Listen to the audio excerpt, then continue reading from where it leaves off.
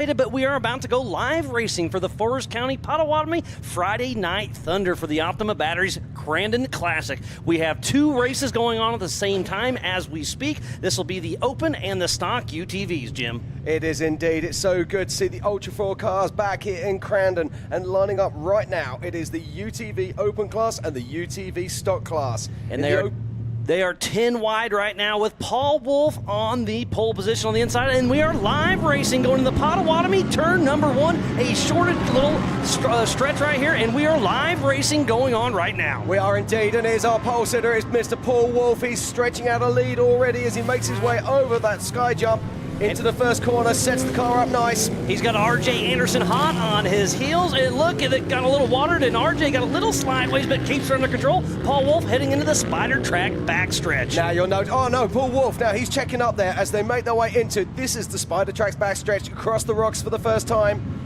This just shows you what these cars can do. So RJ Anderson on the inside, Paul Wolf on the outside with a little bit more traction, it looks like, as they'll be heading towards the Yukon launch. And look at the Spider Track's rocks right there. What a great spectacle we have on our hands, Jim. We do indeed, as Paul Wolf makes his way into the distance. Now, Miles, let's talk about this course, because this course is different to the course we've seen the other cars racing today. We threw in these little rock sections today. This is the mid-track. And then tomorrow night, we'll do the full Ultracross track and head back into the Project X Rage on the rocks. But right now, they're heading through the granite boulders right in front of the grandstands here at the Big House. And Paul Wolf is in the lead on this 7-lap race. Remember, there are 2 races going on at the same time. But right now, it's Paul Wolf in the Pro Mod in his first position. And RJ Anderson is running in the Open class. So that is first place in each class. But overall, yeah, that looked like it was Dustin Robbins who's made his way up there into 3rd position. And you saw Cam Zollers, the 395, pulled over just a moment ago. Yeah, coming on down through, it is our pole setter. It is Paul Wolf who is leading there. Now, we're not seeing Paul's tracker showing on the score sheet, so if you're looking on the score sheet at home, don't take that. He is on track right now and leading this race, making his way down through the Spider Track's backstretch and heading on into those rocks. And look how fast he cruises through there. That's a little bit of a gamble there, because if you can catch a rock just wrong, you can smoke a wheel, a tire, and that could just lead to a lot of bad headaches out there. We do have the Amsoil hot pits, but if you head in there, your race is probably over. You can finish, but it's going to be a tough day for you. Yeah, absolutely, and 3 wheels on his wagon. That looks like one of the Zollinger cars there. That is Travis Zollinger with the right rear on that Pro Modified class. Tough break for him, but he will take it back to the pits and hop in his Pro Modified class for the next race. Absolutely. Now, let's talk about this, Miles. What is happening tonight? Because this isn't for championship points. This is all about guns and glory and that famous Crandon ring. There's been lots of talk about that Crandon ring. All of our racers are super excited to get one of those. So tonight is basically a heat race. You get the Crandon ring and then get you all set up for tomorrow's points race for the Eastern Series Championship here in Crandon, Wisconsin at the Big House. I see Dustin Robbins pulled over. There is a parking lot out on this track, Jim. There is indeed, but at the moment it's all about this man. It is Mr. Paul Wolf. He is racing almost everything this weekend. He is in his Open class car right now. He'll switch over to do the Pro Mod next, and then tomorrow he will hop in his 4400 UFO and race once again. So Paul Wolf is really charging hard with Ultra 4 USA, and what a great race we have as he heads into the Spider Track's backstretch. Now, Ultra 4 racing for most of us, and we see more carnage out there on track. Another vehicle with only 3 wheels on it. Now, looks like that is the 106 there of Stephen Rogers.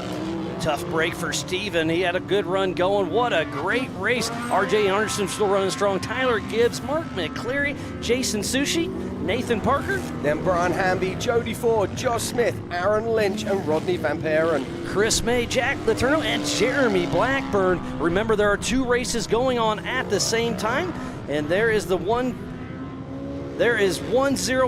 That is Mr. Paul Wolf, our physical race leader, and in the Open class. Now, let's just talk about this. This is very different to the kind of racing we normally do with Ultra 4. So this is short course racing. So unusually for us, we wouldn't normally have spotters. But on this race, all of these teams have spotters in the tower who will be telling them what is happening out on track.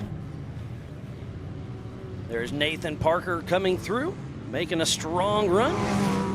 Yeah, Nathan Parker at the moment, he's just sitting there in 4th position, so a fantastic run there from Nathan Parker as the 113 there of Aaron Lynch makes his way through and up into 8th position. This is a 7.5 lap race. Now, you may be wondering, where does the half come from? Literally, the very first lap they do half a lap before they cross the line to start their first real lap. And there's another shot of Travis Zollinger, that beautiful CRP machine. Tough break for him, but he's got some redemption in this next race as we're heading into the gravel pit with Paul Wolf, the number 1018. After his daughter's birthday, that's where that race number comes from. Love that. It is a family-friendly affair here at Ultra 4 USA as we're heading into Calamity Court. And this is the Optima Batteries Crandon Classic, and at the moment it's a classic display of driving genius from this man, Paul Wolf. And I love how these cars can race here at the Big House, doing the best short course race we have of the season, and then we go race King of the Hammers. We race Pennsylvania, the woods and the trees, and a little bit of everything. And look at this, Paul Wolf is coming into lap traffic. Now, normally we'd ask a question here, is lap traffic going to play a part? But Paul Wolf is so hugely experienced, I think he'll just pick his way through. And that goes back to the spotters, because they can say, hey, you have Paul Wolf, the race leader, coming behind you, so they usually pull over, because we are all very sportsmen here at Ultra 4. Yeah, and that's absolutely right, so they will be saying that in the tower. Gets around Clay Wallstead right there.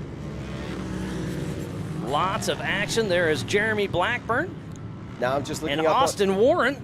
Yeah, I'm looking here. There is a change in the top three. I do not see RJ Anderson up there anymore. It looks like Taylor Gibbs has moved up into second place, and in third is Nathan Parker. There are cars dropping like flies out there this afternoon, Miles. And fourth, Mark McCleary, then Jason Sushi, Josh Smith, Aaron Lynch. Then after Aaron Lynch is Chris May, Jack Latourniquet, then Rodney Van Peren, Brandon Mimic, Jeremy Blackburn, Jody Ford, Brian Hamby, and Owen Van Peren. What a great action we have out on course. There's so much going on with these extra rock sections.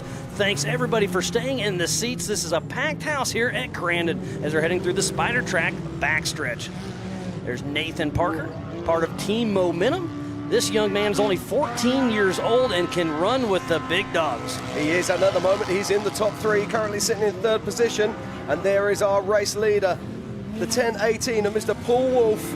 In the Brannick Boulders, driving around some broken parts out here. These rocks are really tough on equipment. They can take out wheels and tires with just the wrong hit. And lap traffic is getting to be a little bit of an issue as Jason Wofford, he does pull onto the inside, and Paul Wolf cranks her up and heads just around this little short track around the spotter's tower.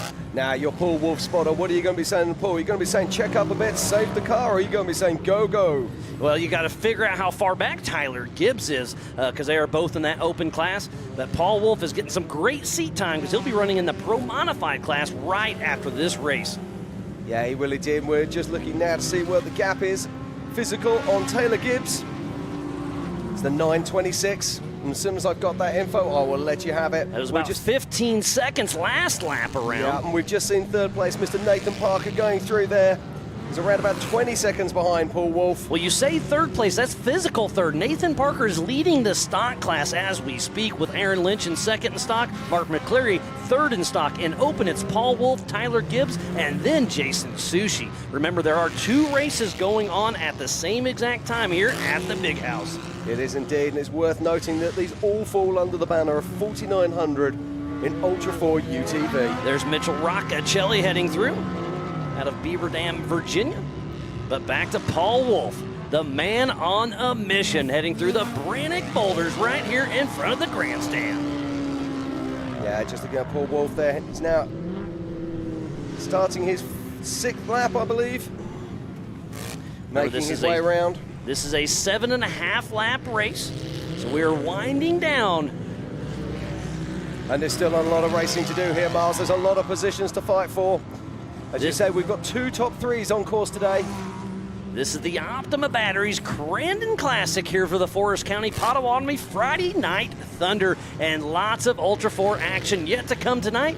Most of the day or all evening tomorrow, and then we get a race on Sunday as well for the 4,400 class main event. Indeed. So in third position at the moment, it's Jason Sushi in the Open UTV. Then in second position in Open UTV is Tyler Gibbs. But at the moment, it's our pole sitter is Mr. Paul Wolf in first position in Open UTV and in first position overall. And in stock class, it is Mark McCleary in that third spot, Aaron Lynch in number 2, and Nathan Parker leading the stock class. Yeah, Nathan Parker is third physically on track at the moment. What a fantastic run from this young man. Yeah, the stock class has to have an OEM chassis, 33-inch tires. The Open is build it, dream it, make it happen. They're racing Pro Rs out there and everything else. Yeah, look at this. This is our race leader, 1018, Mr. Paul Wolf, and he makes these rocks look so easy. But look at the bomb coming through right behind him. Believe that might be Tyler Gibbs. I think it might well be. He sniffs. So Tyler Gibbs is really trying to reel in. I was just watching Tyler there. Has he got a flat tire? I don't want to jinx it, but I was just looking. The car just looked out of shape there. Or am I seeing things? We'll find out in a moment. And we watch Paul Wolf. We are on the final lap of this race. Next time around for Paul Wolf or Tyler Gibbs will be the checkered flag. And you know the spotters in Paul Wolf's ear saying, hey, Tyler's pushing. He is coming for you. So Paul's got to really be on his game right now as he's heading into the Spider Track backstretch. Yeah, he's already checking out his hands and thinking, which finger am I going to put that ring on? But he needs to keep it together now. Look at the pace as he goes through those Spider Tracks rocks. And if I'm not mistaken, he is driving that same exact car in the next race, so he has to think about that. He has to save it for his points race as well. But Tyler's right behind him as they head into the Yukon launch. One more turn to go for Paul Wolf as he's getting a little lap traffic with Van Effern. Yeah, he'll be coming around now, and he's going to be getting the checkered flag as he comes around Calamity Corner. And there he is. Paul Wolf gets the checkered flag, and he'll be taking home a ring tonight.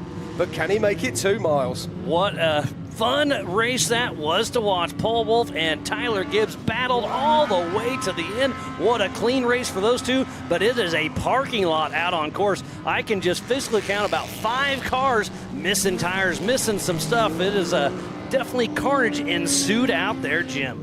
It is indeed. Now, we're used to seeing these cars racing on more open courses with trees, big rocks, big boulders. So I always smile to myself when we come to the big house here and we see the carnage that takes place in front of us. And that's because these boys and girls are working so hard out on track to give us the best racing they can. They gave it their all, so it looks like unofficially it is Paul Wolf, Tyler Gibbs, Parker. In 4th is Sush, in 5th, Lynch. Then 6th is Smith. 7th is Laterne. 8th, McCleary. In 9th is May. 10th is Jeremy Blackburn. In 11th is Mimic. Van Effern. In 13th, also Van Efferen. 14th is Wofford. In 15th is Woolstead. 16th, Roccacelli. In 17th is Gilbert. 18th is Roberts. And 19th is Starrett. In 20th position is Heidig. What a fantastic race there, Mars, but this is only a taste of things to come. We still have another UTV race in our 4900 class, and then it's to the EMC. It's going to be a great weekend of racing. Thank you for everybody staying tuned in. We're about to give away some of those Crandon rings here momentarily. Thanks for each and every one of you for staying tuned in. It's been a wonderful day of racing. Well, I loved watching the Champ Off-Road racing just a little bit ago. That was a lot of fun. But now it is Ultra 4 USA here in Crandon, Wisconsin at the Big House for the Optima Batteries Crandon Classic. Yeah, and next it will be at the Optima Batteries Crandon Classic. It will be the Ultra 4 4900 UTV Pro Mod class. Another 7.5 laps, and we've got 25 cars that are going to be racing in that. And some of these cars are simply epic. Cannot wait to see this one. And then while they're lining up, we'll be taking a look here. But Miles, let's just talk about that guy, Paul Wolf. I mean, he started at the front. He just dominated that race all the way through. Is anybody going to have anything for him when we get into this Pro Mod race? It's going to be interesting. He just got the best seat time you could ever have.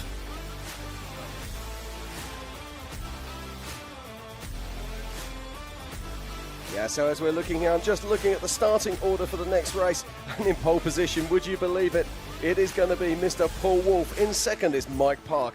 In third position, it will be Zach Pollock. And fourth is going to be Kyle Cheney. But what a wonderful race we just got done watching. Sounds like we have a Rugged Race Radio's highlight package coming with us right now. Racing going on right. So there's Paul Wolf on the hole shot with R.J. Anderson right on his tail. Now, RJ was staying with him and actually looked like he was going to give some problems. And you see him going fully sideways there as he makes his way around. And, of course, then we saw Travis Zollinger making his way off track. But just look at the pace here. That's Nathan Parker. And I hope you guys and gals love the rocks just as much as we do as he hits the Yukon launch. Paul Wolf swept the UTV World last year. Looks like our next race is getting lined up as we speak, so we should be live racing after we clear some course and give away some Crandon rings. Yeah, now Paul Wolf's going to have to make his way back up to the start line for this one. Now, it's unusual in as much that he can actually race both races. A lot of the races that we race with Ultra 4, it'd be not possible as we race all of the 4900s at the same time, but not here at Crandon, which means that we've got multiple people running in different classes and in different races. And I love that, Miles. And right in front of the booth of us, I see Paul Wolf did not go towards the podium, so he's heading back because he wants to race his next race. So we're going to try to keep things running as quick as we can, but we do have two classes heading towards the podium with our one and only Mrs. Pam Hall. We'll throw it down here just in a little bit. And there's a young man of Nathan Parker, 14 years old, and just unofficially won his first race here at the Big House. Yeah, what a fantastic display of driving there. And to win the stock UTV, I mean, that is a heavy-hitting class these days. I mean, you look at the talent that's in there, so a superb drive there from Nathan Parker. Now, this is interesting because this is not a points race. We were talking about that earlier. But tomorrow is going to be a points race. It's going to be interesting to see what these guys can do. They're going to have to get these cars back to the pits. They're going to have to strip them down and get them race ready once again and ready for tomorrow's action. It's going to be very interesting to see how it shakes out because it's for our Eastern Series Championship for tomorrow's points race. And right now, leading the open class is Jeff Donda. He's not here. Cody Qualabon, we just saw him broke down on course in second. Peyton Dunford in that third. We just saw her have a great race. And then in the stock class, it's Jason Wofford. He was mid-pack. Jody Ford, mid-pack. Chris May, mid-pack. So it's going to be anybody's game going into tomorrow's race. It's going to be very interesting to see how it all plays out. It is, and also I love this style of racing. It's so different to what we're used to seeing. And so you see cars, and let's take Cody Quattlebaum, for example. We'd normally expect to see Cody right at the front. He's been struggling out there. And short course is such a different style of racing, isn't it? Yeah, there's so much action because we're used to kind of a sprint endurance where we race for an hour and a half or sometimes. Well, right now it's a 15-minute wide open sprint through the rocks. So sometimes when we're racing at a normal race, they kind of go a little slower over the rocks to try to save the car. Right now, you can tell Paul Wolf was wide open and just made it through the Brynick boulders and the Spider Track backstretch. Yeah, we can see Pam Hall there, just getting the drivers to hurry on up, get up on that podium. We've got a little bit behind on our racing this afternoon. We'll just be wanting to move this along and get the next race started. Giving each other the little handshakes and high fives. But how exciting is this, Miles? If this is your first time racing at Crandon and you got to be walking up there on that podium. It's going to be a great sight to see. And then who else is excited to watch Kiss later on tonight? What a great weekend it is here. It is. It just gets bigger and bigger. It's my first time in Crandon last year, and my mind was blown when I came back. Cannot believe the changes and how good it feels. The crowd... Speaking about the changes, they added that Spider Track backstretch. That is the one on the far side down by the VIP booths over there on the other side. The Flannerys have been working months and months in to make this place amazing, and that extra little rock section there is awesome. And then out back tomorrow night for the Project X Rage on the Rocks, they've added a rhythm section, a bake turn, and it is going to be lit up and a great time. And then the back section, they built a huge parking lot with over 120 camp spots, 40 by 80 camp spots, because a lot of our guys and gals shows up in semis. So the Flannery's hats off to the entire Crandon crew for putting this all together. Yeah, they want us here for the future, and we want to come back here racing, that's for sure. The thing that gets me with these rocks, Miles, is you walk out onto them, and when you're sat here, they don't look that big. You go down there, and those rocks are bigger than the wheels and tires on these UTVs. And they just really kind of have to gamble every time, because you can pick a line, but you can bounce off just a little bit, and it can really cause some havoc, as we just saw. Yeah, I mean, we saw how many vehicles there had lost wheels, how many vehicles had broken linkages, how many vehicles had broken arms. this is the kind of stuff that we love. And that's why we love Ultra 4 racing. Especially here at the Big House. I got invited, I think it was 3 years ago, to come out here, and it's been a bucket list item, and now we're going to be back year after year, I hope. We've got building a great relationship with them, but what a wonderful, wonderful day it has been thus far, but it is not over yet. Indeed. And while we're waiting for more action here, we're going to cut out to a short commercial break. We'll be back soon. Yesterday. You're on the team, kid. It's orientation day. Hey, new guy, let's get you up to speed. Lunchtime.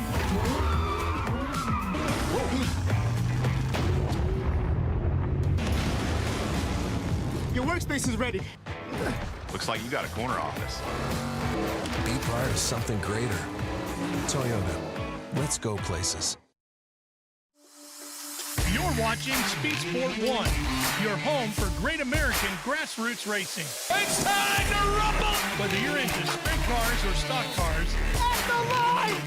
modifieds or midgets, Down to the low side, retake the lead! dirt lane models or demolition derby, Oh! Speed Sport 1 has the grassroots action you love. Are you kidding me? Speed Sport 1, the Motorsports Network.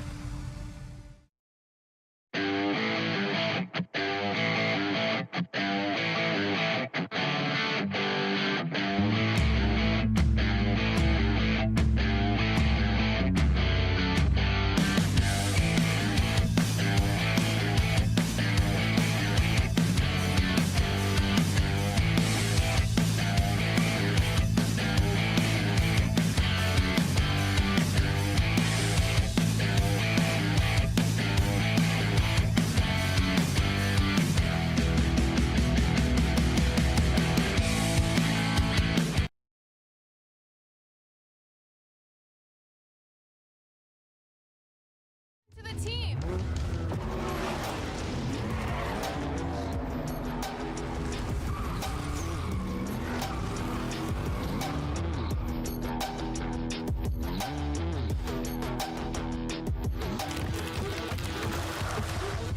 Who wants to race? I like this team. Be part of something greater. Toyota. Let's go places.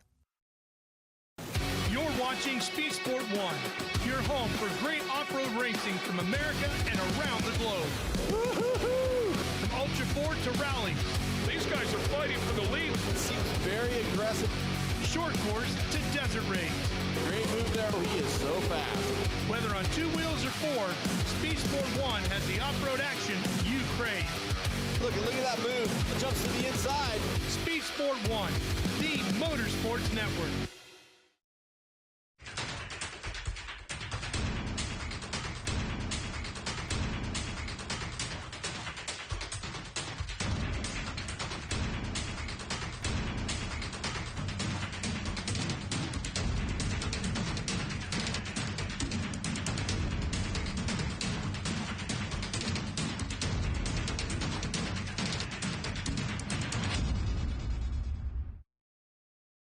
Welcome back to the Forest County Potawatomi Friday Night Thunder for the Ultra 4 Optima Batteries Crandon Classic. What a great race we just had for the for the open class and the stocks. We have our one and only Mrs. Pam Hall going to give away some of those Crandon rings. Pam, take it away. Thanks, Miles and Jim. I am up here at the podium with Mr. Jason Susie. You just finished 3rd place in the UTV Open class. A great race out there for you. Your 2nd time racing out here at Crandon. How do you feel right now? I feel pretty good, considering last year I made it like 3 laps total in practice and everything. So it's good. It's good to be up here, that's for sure. Well, you got that number 3 spot. I know there's other races going on, so your other 2 competitors are not up here on the podium with you right now, but feeling pretty good up here after last year, like you were just saying. And how else, who all would you like to thank for getting you up here today? I'd like to thank my wife and kids for being supportive of racing, because we're from Utah, it's a long ways. And I want to thank my boss, Travis Zollinger, the ZRP. Wouldn't be here if it wasn't for him. And he's out there on the line too, going again. But yeah, pretty much just those guys and everybody back at the shop that makes all the parts that a lot of these guys have. So that's it. Well, you guys really put the parts to test. I mean, what a way to test the parts that you guys are selling to everybody as you guys come out here and race on them yourself. So it's definitely a testament to your company. Yeah, it is. I mean, my car, we didn't touch it since Disney last year. And that race was brutal. And there it is, still in one piece. Well, congratulations on that number 3 spot. We'll let you go so you can go watch the boss man. So we are going to move right on over now to our 4,900 stock class. We have in the number 3 position, Mark McCleary. Second position, Aaron Lynch. And in that number 1 position, Mr. Nathan Parker.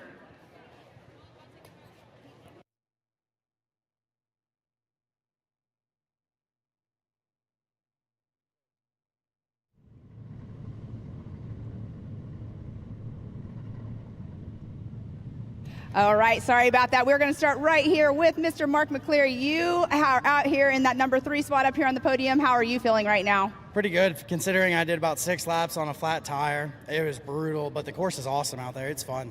Yeah, they definitely put a good course together for sure for you guys, but how do you feel for being in this number 3 spot? It's awesome. I'm glad I could hold on to it. Like I said, I had a flat tire for 5 laps, and I held on to it, and I'm happy. Awesome. Well, who do you want to thank for getting you out here today? I got to thank Jason at Dirt Monkey Performance. I got to thank PATV, Turned Up Racing, Demon Power Sports, and Raceline Wheels, MRT Tires. Without them, I couldn't do this. Awesome. Well, congratulations on that number 3 spot. All right, we're going to move right on over here in the number 2 spot. Mr. Aaron Lynch, you got a fan club out here. We can hear them yelling. You're feeling good right now, aren't you? Yes, ma'am. So any challenges out there for you today? I'm a little underpowered. Got roosted right off the bat, pulled out half of my tear off first lap. Try to keep the car together in the rocks. I seen Mark was hurt and in the rocks, and I was like, I'm going to full send it through the rocks. So I full sent through the rocks, and I managed to get second. Well, here you are, number 2, like you just said. Who do you want to thank for getting you up here today? I'd like to thank MRT Tires. I don't even know. There's so many. ZRP, CT Raceworks, High Lifter Wheel and Tire, Lynchworks, MFN Performance, and my wife. Awesome. Well, congratulations on that number 2 spot. We'll catch you again out here on course again tomorrow. Yes, ma'am. Awesome. All right, we're going to move right on over here to the number 1 position. 14-year-old Nathan Parker. How are you feeling right now, being on top of the box at the big house? It feels good, considering we didn't have a good qualifying. Had to start all the way in the back, so it feels good to be able to work our way up front. So how do you feel about coming out here and racing against all these boys that have been racing for a long time, being the young age you are? Oh, it feels good. Definitely a good confidence booster. And I love this track, so I think that really helped. Definitely one of my favorite tracks so far. Awesome. Well, who do you want to thank for getting you up here today? Performance East, CT Raceworks, Deep Creek ATV Park, Evolution Power Sports, and everybody else that helped me get here. Oh, and Jeb, who was on the radio the whole time. It definitely takes a great spotter for you out here at short course, right? Yes, ma'am, it does. Awesome. Well, congratulations on that number 1 spot. Super proud of you being a young gentleman out here racing with all of these people that have been racing for a long time, so congratulations. Thank you. All right, and we're going to take it back up to Miles and Jim. Back to you. Thank you very much, Pam. Miles, it's so good to see these people down there. Nathan Parker, he looks so serious. I wouldn't be doing that. I'd be blubbing in tears and thanking my mum, dad, God, and everyone else I could think of. But that young chap just pulled it together and made it happen. But, yeah, he's such a good young man. He is indeed. What a seasoned professional for a young man of such a young age. And right now, let's look at this. This is our next race in the 4900 Ultra 4 UTV class, and this is the Pro Mods. And on that pole position, we just saw him win his race is the 1018 of Mr. Paul Wolf. In second is Mike Parker. In third is Zach Pollard. In fourth is Kyle Cheney. In fifth is Jamie McCoy. In sixth, it is Cole Clark. And then Cash LaCroix. Now, looking forward to seeing this young man. We're more used to seeing him in a rock bouncer, so it'll be great to see what he can do. In eighth is Travis Zollinger. Then Carson Atkins. In 10th is Brandon Kilgore. Chris Ambery, driven by James Cantrell. Indeed, in 12th, it's Jake Versey. Then Corey Willis. Then Adam Coots. Matt Walraven. Dustin Robbins. Tyler Gibbs. Mitch Wofford. Cam Zollers. John Seaman. Tyler Rimreed. Tony Polari. Brandon Anderson. Todd Remereed. Todd Beckett. And Gavin Smith rounds out the field. And it's not going to be very long now, Miles, until they go live. And this is the Pro Modified class. These are the fastest UTVs out there normally.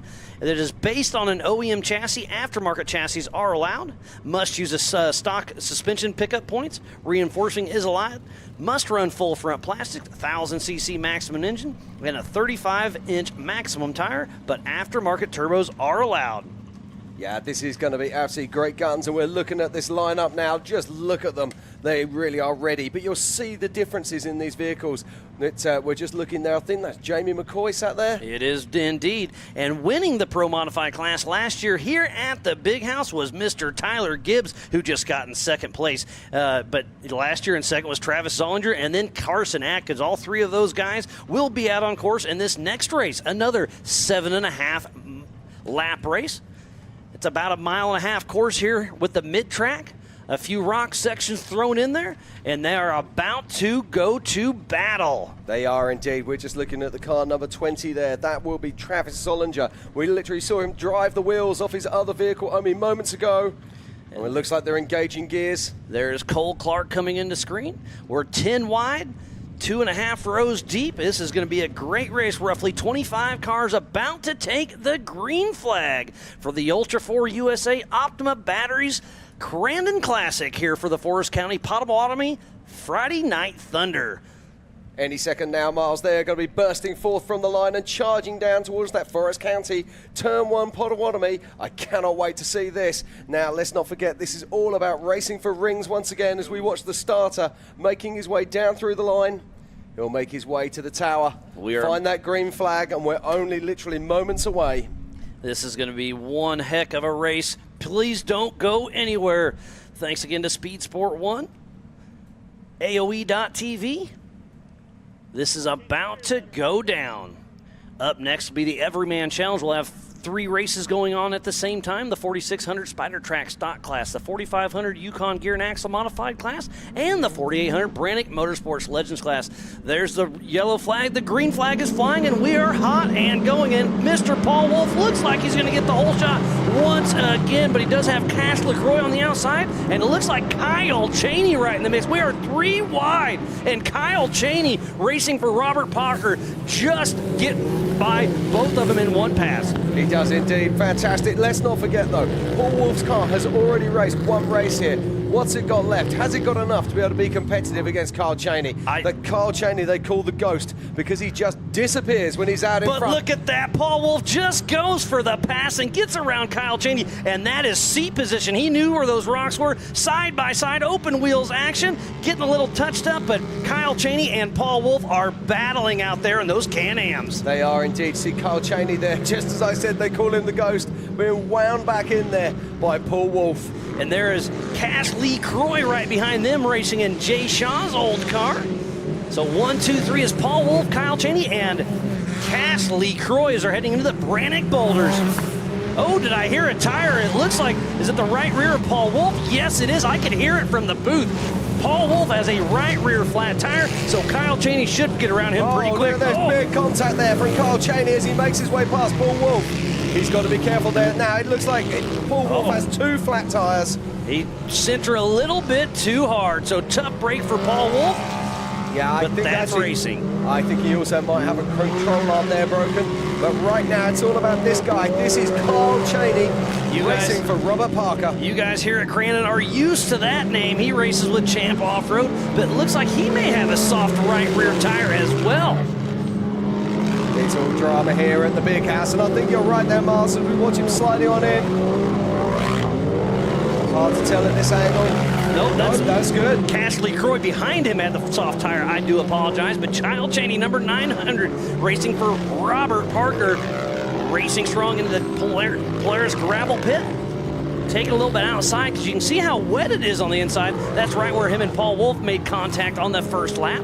Now, you were talking about this earlier as we watch our current race leader making their way down to Calamity Turn. Now, you're talking about this earlier. It's a gamble how hard you hit these rocks. And we watch. That's not Travis. That's Cole Clark. That is Cole Clark there in the single-seater. And right behind him is Chris Ambergy, driven by James Cantrell. And just look how wet it is out there on course. This extra moisture on course causing all kinds of havoc for these drivers. And it looks like Jake Versey, number 43, has a flat tire as well. So they are hitting these rocks, and they are really starting to take their toll. So that's strategy. How hard do you run? Do you want to run up front, or do you want to run mid-pack and save the car and save it for the end of the race? This is a 7.5 lap race here at the Big House in Crandon, Wisconsin, as we're watching the Brannick boulders right in front of the stage, and more tires are smoked right there. Yeah, it's really interesting watching tactics there. Watching Jamie McCoy picking his lines through there very, very gingerly indeed. I think this race could be a war of attrition. We've already seen race leader and our previous race winner, Paul Wolf, go out with a double flat. And there's flat tires all over this course as we see another car making its way through. But there is our race leader. That is car number 900, Carl Cheney. And he is on a mission out front with pretty good lead. Last time around, he had an 8-second lead. So you know his spotters tell him, oh, there's Cashley Crowe with that right rear flat tire. And Travis Zollinger is right on his heels, so he should overtake him there in the Polaris gravel pit. He takes the inside, but it's a lot slicker down there, so it's going to push him out. Getting a little bit slideways right there, but gets around Cashley Crowe. Travis Zollinger moves into that second position. He does indeed. Great drive there. Single-seater Polaris from Travis Zollinger. That is a single-seat Can-Am, custom built by Zollinger Racing Products. I do apologize. That's a change. That is a beautiful car. We just saw his car lost a right rear on the last race, but this single-seat Can-Am is pushing strong. But Cashley Crowe, with that right rear flat tire, is still pushing strong. Oh, Cashley Crowe took a big hit there, and he has got a flat now on the front as well. You can just see that. He literally stopped the car dead. So it looks like it is Mike Park, then Tyler Gibbs, Cole Clark, Jamie McCoy, Carson Atkins. What a lot of action all over this race. Yeah, there's Tyler Gibbs and Mike Park, then Cashley Crowe. Yeah, now Cashley Crowe is going to have a tough day at the office now. 2 flat tires, both on the passenger side. They're coming around Potawatomi, turn number 1 into the barn turn. And there he is, our race leader, the Ghost. Kyle Cheney back at the Spider Track backstretch, and that car still looks like it's in excellent position. Remember, this is just the heat race, getting everything set up for tomorrow's Eastern Series Championship. But they are racing for rings today, Miles. And Tyler Gibbs sends it, trying to get around Mike Park, but they get a little contact. Did Gibbs hit a right rear tire? He does. He lost the right rear, so center a little bit too hard, bub. And that's the gamble you were talking about earlier, Miles. Send it too hard in those rocks, and those rocks will bite you.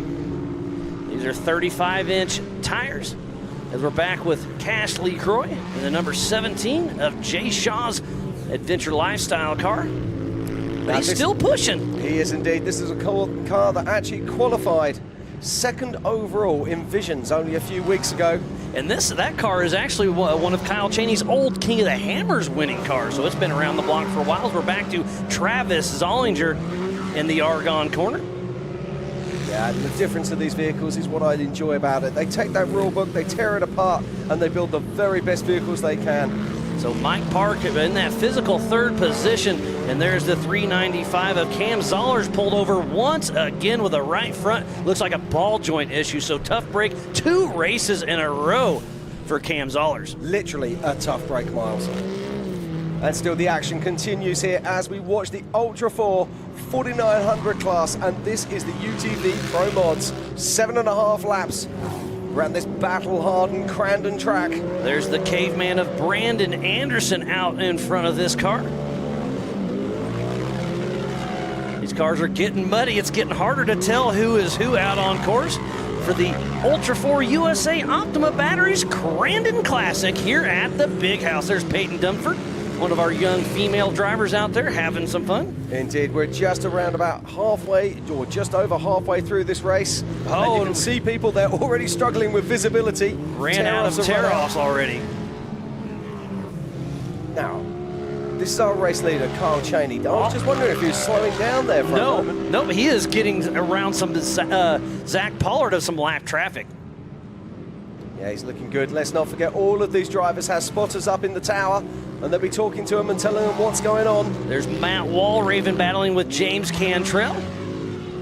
Now, we were chatting to James earlier today. We said, what are you going to do? He said, you know what? I'm just going to fill the course and see what happens. And have some fun, and that's what the main event is out here, is fun. Now, just like all you fans here in the grandstands. Just watching James's car there, I just wonder if that front end's pulling properly. Seem to be roosting hard at the back. Oh, look at this now. Is that? That's Cole Clark. It looks like a left front flat tire for him. And Cashley Croy still has those two right flat tires. He has dropped back to 6th position. Mr. Cash for his first time racing with Ultra 4 USA. Yeah, and you can see him there working the microfiber cloth hard as he tries to see where he's going. But if he can salvage a top 10, that'll put him on the front row. So right now, for the young man of Cashley Croy, it's all about strategy. But there's our physical race leader, Kyle Cheney, driving for Mr. Robert Parker. Yeah, he comes around now to complete his 5th lap. 2.5 or 2 laps left now for Kyle Cheney. And don't forget, you can pull into the Amsoil hot pits, but your race is probably going to be over. You're probably going to lose quite a few positions if you pull in there. Well, you're going to at least 2 laps, I would imagine. That was John Seaman. Now we're back to Travis Zollinger, Zach Pollard, and it looked like Mike Park. Yeah, if you look at the back of the rocks there, those are really starting to stand up on the back of that Brannock rock pile, and it looks like they're starting to move around and change. So they're changing every single lap. There's Jamie McCoy.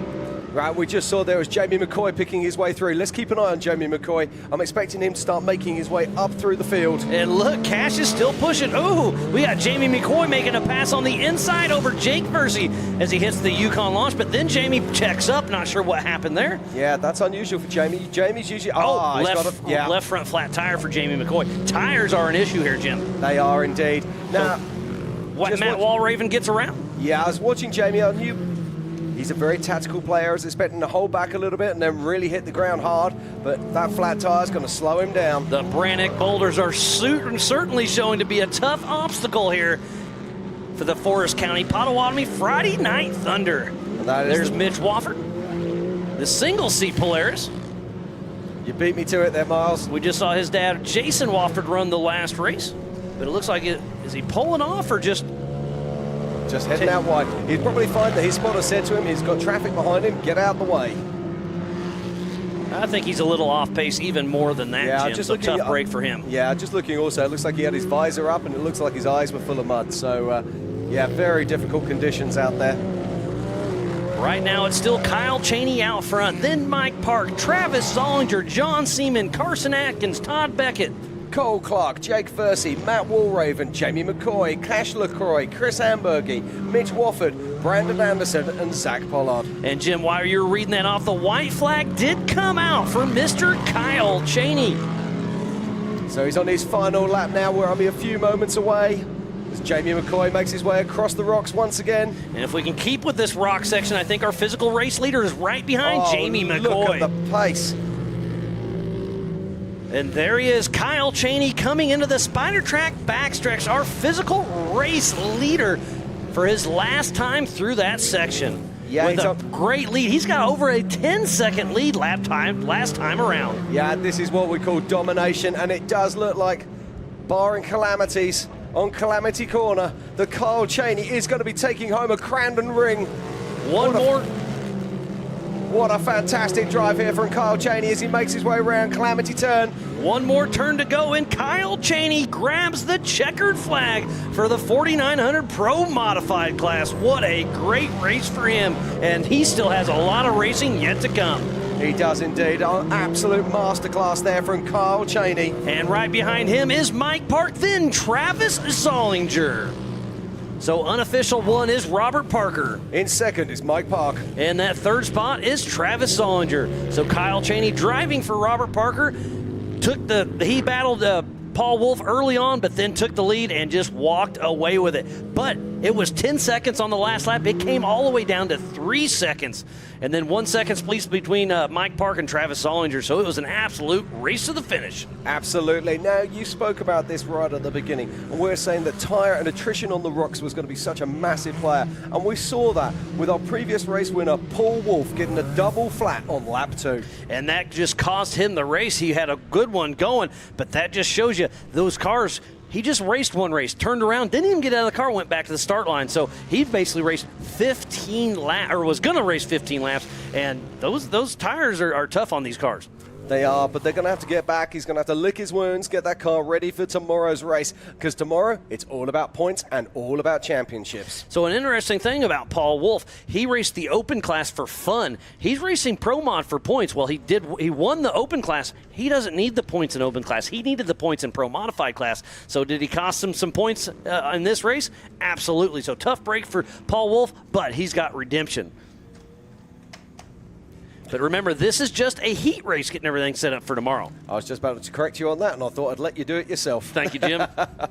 Right now, as we're watching Kyle Cheney, he's going to be making his way up and joining Mrs. Pam Hall on stage and collecting his ring.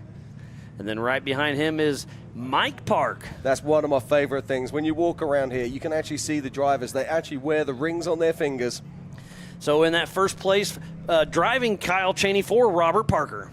In second, it's Mike Park. In third, Travis Zollinger. In fourth, it's Todd Beckett. In fifth, Carson Atkins. In sixth, Jake Versey. In seventh, Matthew Walraven. In eighth is Cole Clark. In ninth is Jamie McCoy. And in 10th, it is John Seaman. In 11th, Cash Lee Croy. And then in 12th, it is Chris Ambergy. In 13th is Anderson. In 14th, Mitch Woodford. 15th, Polari, driven by Eric Vallard. In 16th is Pollard. 17th, Rimreed. In 18th is Gibbs. 19th was Zollers. And in 20th, it was Willis. So tough break for Paul Wolf. He'll be taking a backpack for tomorrow's race. Yeah, what a fantastic race we've just seen. I'm just loving this so much. But let's just check out some of the highlights of this race, Miles. And there is the start of the race with Paul Wolf out front, but look at Kyle Cheney on the outside just pushing strong. It was a great battle between Kyle Cheney, Paul Wolf, and Cashley Croy at this first lap. Yeah, just look at the pace here. Look at the way Paul Wolf comes past Kyle Cheney. The first lap. Exactly. But there he is. That's what cost him the race right there. He sent her a little too hard and got a double rear flat. He did, and you called that. We actually heard the tires pop from our soundproof booth up here at Crandon.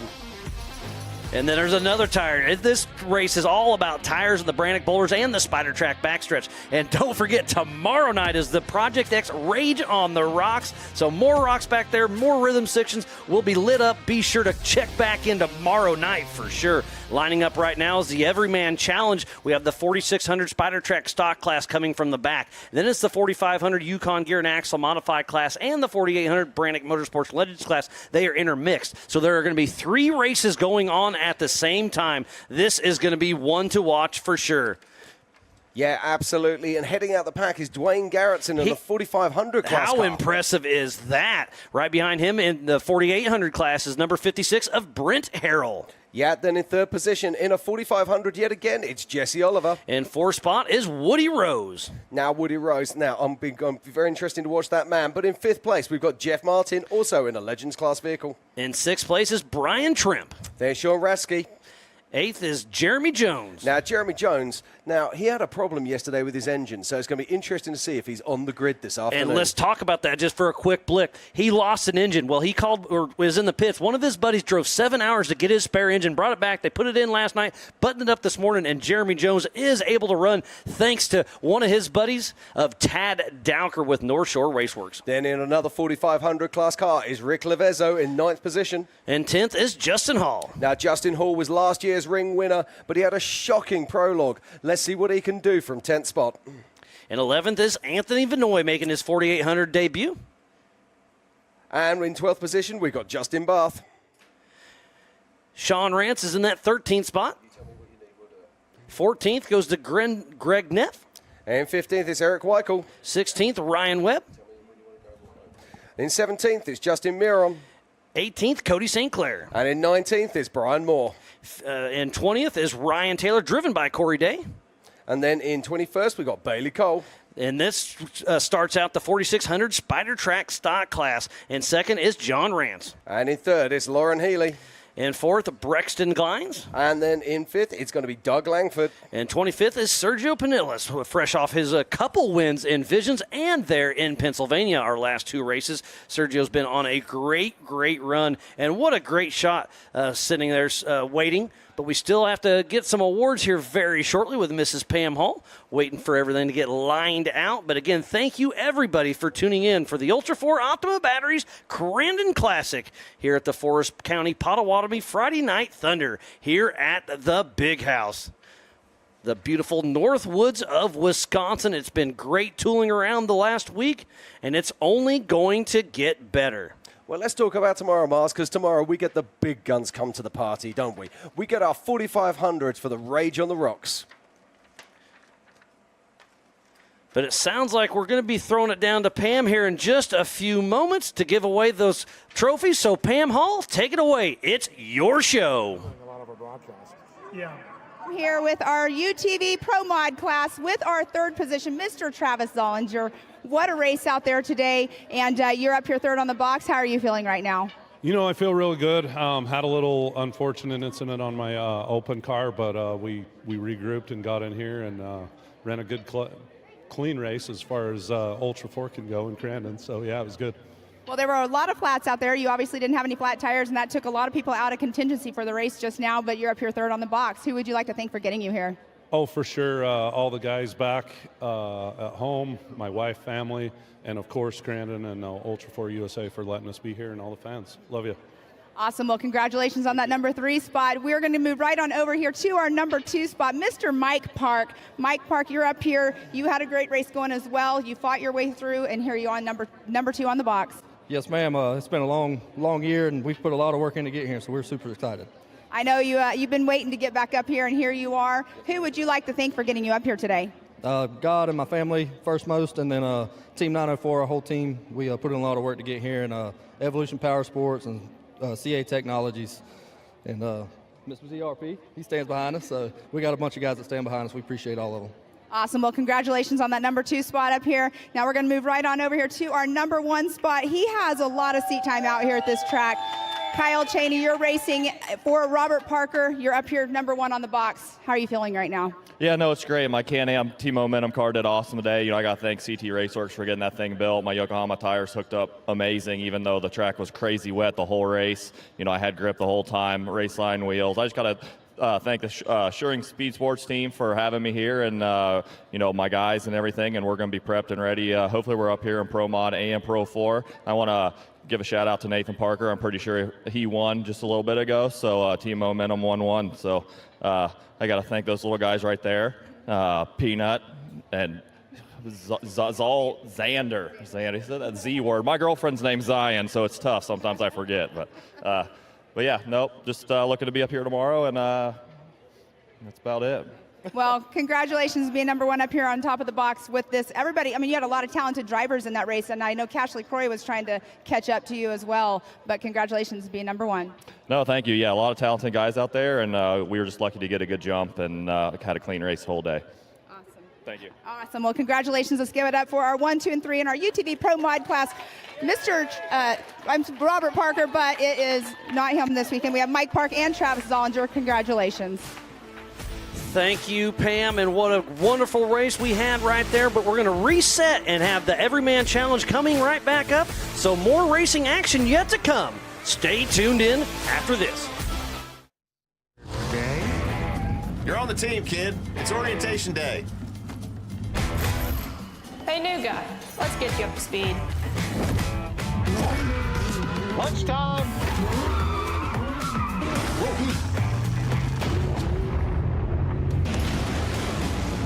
Your workspace is ready. Looks like you got a corner office.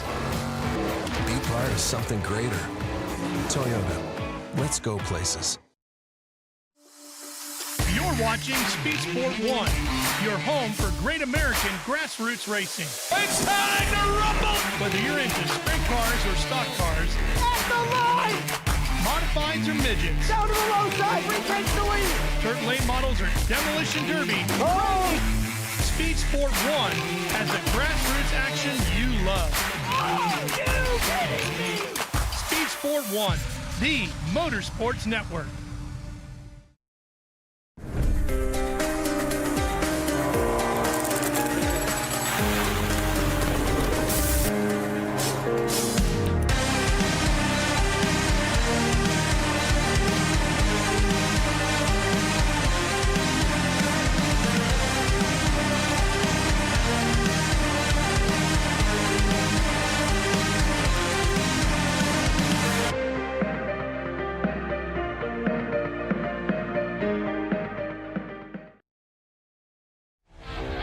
And welcome back. We are here at the Big House. We are here at Crandon for the Optima Batteries Crandon Classic.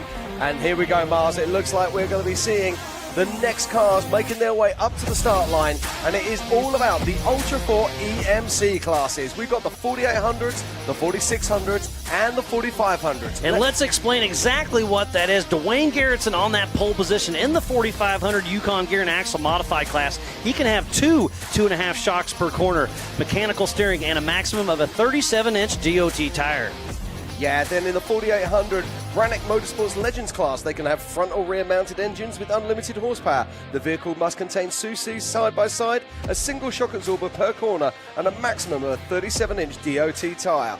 Solid axle onlys, and new cars can be built, or you can use retired 4400 cars. Again, 3 races going on at the same time, and coming from the back of the pack that'll start about 10 seconds behind those two is the 4600 Spider Track stock class. They have to have a stock OEM frame, factory engine, but may be replaced with any available engine, the same make, model, and year. Factory transmission, 35-inch DOT tires, single shock per corner, mechanical steering, factory suspension. And let's go to DOT tire. What's that mean? Department of Transportation. So it's not a race tire, Jim. No, it's not a race tire. These are tires that you can buy on any street corner, but most street corners. So these are tires that you're going to see in the car park lot out here today at Crandon, and these guys are racing on them. Yeah, I mean, they're on a lot of the tow rigs and the mall crawlers out there, and they're out here racing. And I think these are DOT tires. I think we're going to see a lot of carnage in the rock piles again, just like we saw in the UTV classes. Yeah, we should be a little bit different here because they're running a 37-inch tire here, usually on a 17-inch rim. They've got that little bit more compression in the sidewall, so it's not quite so damaging. But because they're a DOT tire, they are softer than the race tires that the UTVs are allowed to use. And so you saw that carnage. So. Exactly. So it's a yin and yang thing here for sure. And then it goes, weight. These cars are a lot heavier than a UTV, so I think when they're going to be bouncing through the Brannick Boulders and the Spider Track stock class, I believe we're going to see a lot of carnage with tires. Yep, I think you might be right. Let's not forget, most of these cars are weighing in at over 2 ton, so that's over 4,000 pounds. You got some good math there, Jim. I'll bring it back round to European standards if I can. But again, thanks for everybody for tuning in. This is Ultra 4 USA Racing at its finest. It's going to be a great showing right here. We have a lot of fast cars, a lot of fast guys and gals out there getting ready to take the green flag. Just a couple more cars to get off course, and we will be live race action for the Forest County Potawatomi Friday Night Thunder for the Ultra 4 Optima Batteries Crandon Classic. And then a couple more races yet to come tonight. We still have the Pro Light versus Super Buggy race, and then the Class 11 night race. That's going to be fun to watch. And then we're going to round out the night with KISS rocking Crandon. Yeah, I can't wait for that. That is just going to be so much fun. But I'm looking at the front row of the grid here, and I've got to be honest. If I was going to say who's going to get the whole shot going into that first corner, I'm going to go, it's going to be Brent Harrell. Yeah, you took it. I was going to bet him too. But we got a lot of fast guys. Woody Rose is up there. Brian Trimp, Sean Reisky on the outside. And on that inside, getting that pole position in the 4,500 class is Dwayne Garrettson, the Ricky Bobby of Ultra 4. But let's talk about Justin Hall, who took home a ring here last year. Now, I can just see him there. He's just sitting in behind Jesse Oliver. Now, is that a bad start position there for Justin? Jesse Oliver, let's talk about that real quick. He's got a junkyard motor he put together in that car, so he does not have the horsepower. So is Justin Hall going to try to get in around him? I don't know, but Jesse Oliver is going to be pushing hard. It is indeed, but I was looking to just to the side of Jesse Oliver, and right there is Woody Rose. Now, Woody Rose is definitively going to peel out. So can Justin Hall manage to park away past Jesse Oliver and sneak on through that gap? It's going to be an exciting one to see for sure. And lots of racing action yet to come this weekend, so be sure to tune in to Speed Sport 1 and AOE.TV. Go to the Ultra 4 USA Facebook, check everything out, and we are getting close to live racing action here at the Big House. Yeah, it looks like the starter's going to be making his way, finding those flags. There's Dwayne Garrettson, then Brent Harrell. And next to him is Jesse Oliver. And I can see the Broncos back. There's John Rance and Lauren Healy. It is, and there is Woody Rose in car 22. And next to Woody is going to be Jeff Martin. Then it'll be Brian Temp next to him. Oh, we're going to see it. We see the starter there, just giving the thumbs up. The drivers will now be pulling those visors down. They'll be getting ready to go. They got the butterflies going. They're getting excited. Turn 1 is getting ready to go down. There is some serious horsepower here. Now, just check this out. Watch that car, second from the left. That is Brent Harrell. This car is going to absolutely charge off the line. That Horschel car is very, very impressive. He's got the flags ready. He's up on the concrete, getting ready to get this party started for the Ultra 4 Optima Batteries Crandon Classic. It shows the yellow. We're seconds away here, Crandon. On your feet, here we go. Green, green, green, and Brent Harrell charges off the line. But it looks like Woody Rose wasn't too far back, but it is Brent Harrell with the hole shot. But right next to him is Woody Rose as they hit the barn turn. Brent Harrell on the inside, Woody Rose on the outside. A little bit of contact going into the Spider Track backstretch. What a fantastic run there from Woody Rose, but it's Brent Harrell right now making his way into the Spider Track's rocks for the first time. And the spotters are telling him, hey, Woody's right on your tail, so block the center of the Spider Track rock section. And look at this, Sean Reisky comes from out of nowhere on the outside in the Polaris gravel pit. Is he going to be able to get a run? I think he went way too wide there. Not sure what happened there, but he's going to have a good run as they're heading towards the Yukon launch. Yeah, I'm just looking there at Woody Rose. Has Woody Rose got a flat tire?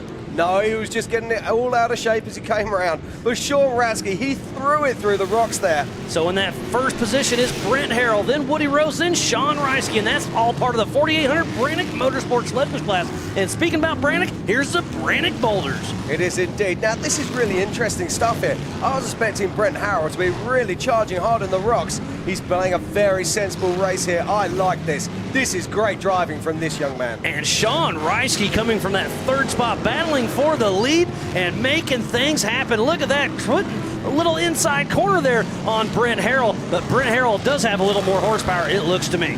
Yeah, Sean Rasky there. Now, where's Sean come from? Because that was an incredible drive. That was a great run. He was all the way on the outside in turn 1 for the Potawatomi, turn 1. But right now, it's all about this young man. It's Brent Harrell and that Horschel-built vehicle. Another 7.5 lap race for that Crandon ring tonight. Remember, we have 3 races going on at the same time. Sean Rasky in second place as they make their way onto the Spider Track's rocks for the second time. Brent Harrell checks up. Sean Rasky does not. Can he make the pass? He's given it all he's got, but he's risking some tires there. Is the car still together? It looks like he's in good shape on the inside. Now Sean Rasky's taking a completely different line to the last time he went around that turn as they make their way to the Yukon launch. It's still Brent Harrell out front, Sean Reisky, then Woody Rose. But in the 4500 class, it is Dwayne Garrettson, Rick Levezzo, and Justin Hall. Now this little group of 4800 class cars are starting to pull away from the rest of the cars. As we're heading into the Brannick Boulder, Sean Reisky steps to the left once again, trying to get around Brent Harrell, but Brent Harrell still hits the throttle. Woody Rose is being extremely patient. There is Anthony Navoy, Jesse Oliver, Rick Levezzo, Eric Weichel, Justin Parth, driven by Anthony Young. Great to see back through the pack. Hopefully we can see some of these stock class Broncos, and there he was, Mr. Bailey Cole, still out front in that Ford Performance Bronco. Yeah, we need to keep an eye on those, and we'll keep you honest as we come up with the scores. Jesse Oliver doing great. There's Eric Weichel makes his way through with Rick Levezzo. Now, Rick Levezzo has one of the biggest motors out there. Be interesting to see what he does later in this race. And in that stock class, it's Bailey Cole, and then it is one and only of Lauren Healy. Oh, we just had a car pull off, looking like heading towards the Amsoil Hot Pits. Oh, big nose stand there from Woody Rose as he makes his way through. Now, I don't see, is that Sean? Yes, it is. So Woody Rose, I just said he was being patient. Well, he's tired of being patient. He's ready to get it on. So he's trying to put a little nose in on Brent Harrell. Yeah, I can see there is now a change in fourth position. It's Jeremy Jones, who had to fit a new motor last night. So a great run there from Jeremy Jones up into fourth position. And then in fifth is Brian Trimp. Then it's Corey Day. And then Ryan Webb, Greg Neff. And then the 4500 class, it is Dwayne Garrettson, Jesse Oliver, and Rick Levezzo. It is indeed, but at the moment it is a top 5 lockout for the 4800 class.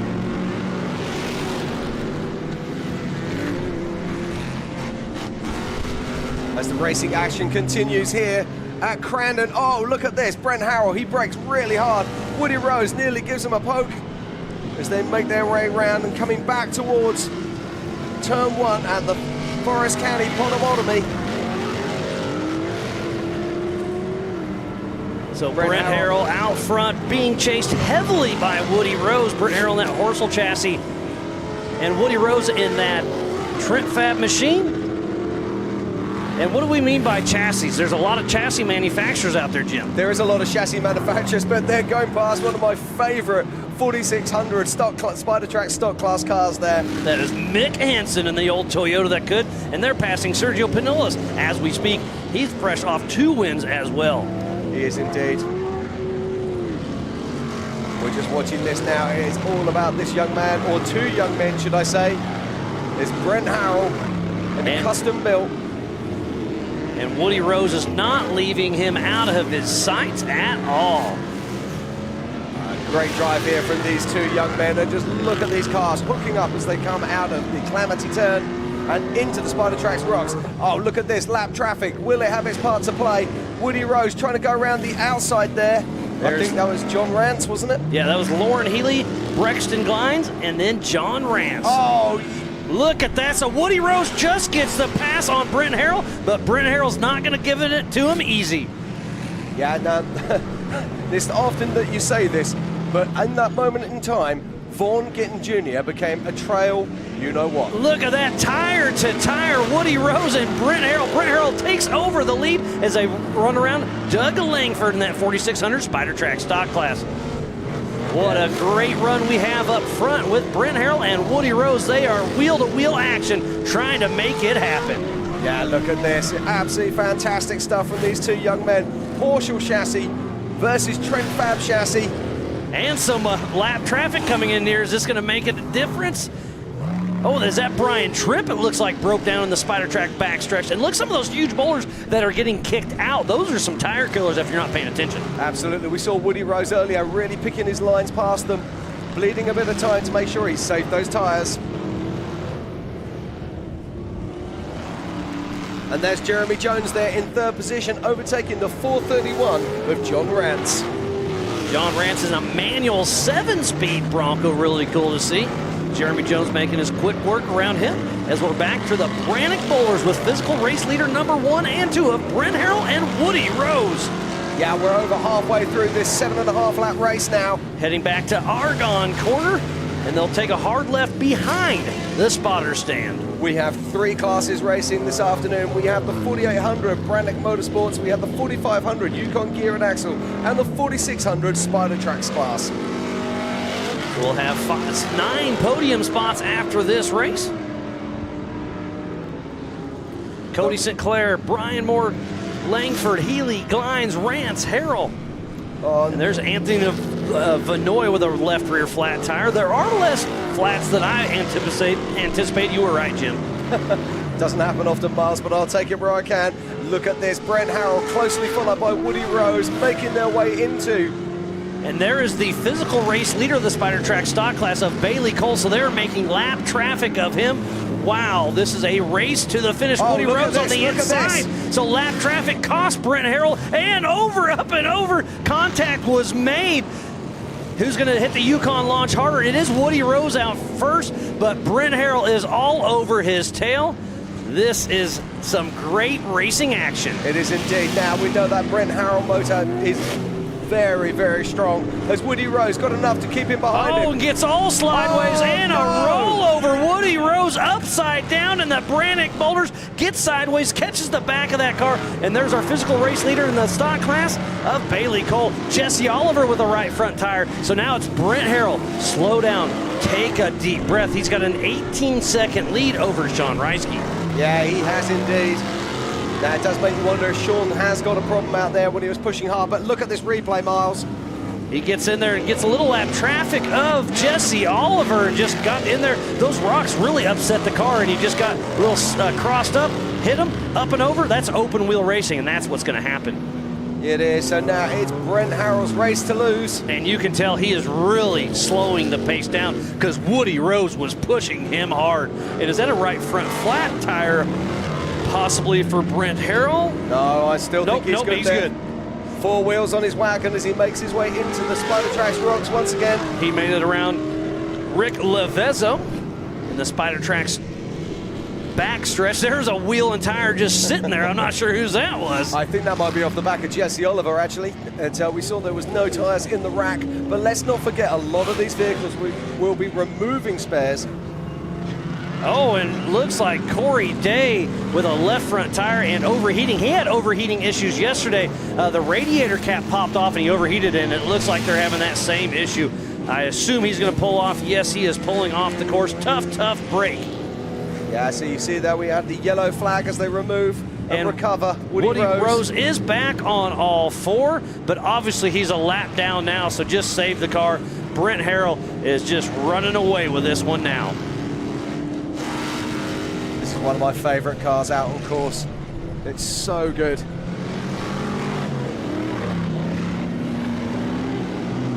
But let's not forget, we've got 3 classes out there on track right now. And Bailey Cole is leading the 4600 Spider Track stock class. Running one heck of a race. Those Broncos are an amazing machine.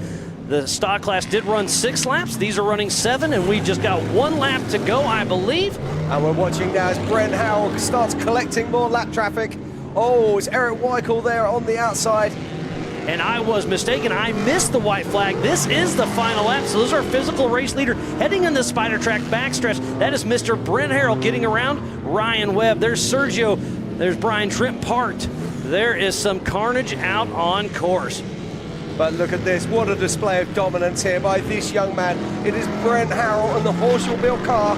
These are the Swiss Army knives of off-road. We can race at the big house, at King of the Hammers, through the woods, and to Grandma's house he goes. Okay, he's making his way around now. He's got only Calamity Turn, and he will collect the checkered flag, and he will get a Crandon ring for his efforts. Brent Harrell crosses the line, and he is our champion here tonight at the Optima Batteries Crandon Classic here at the Big House. For the Forest County Potawatomi Friday Night Thunder. What a fantastic race, Miles. Absolutely incredible action. So remember, we have 3 classes to score. We have the 4500 Yukon Gear and Axle Modified class, the 4800 Brannick Motorsports Legends class, and the 4600 Spider Track Stock class. Yeah, and let's look at some of these results. We're still waiting for cars to cross the line right now. But I can tell you, in 3rd position in 4800 unofficially is Jeremy Jones. In 2nd position is Sean Radsky. And at the top of the box goes to Brent Harrell.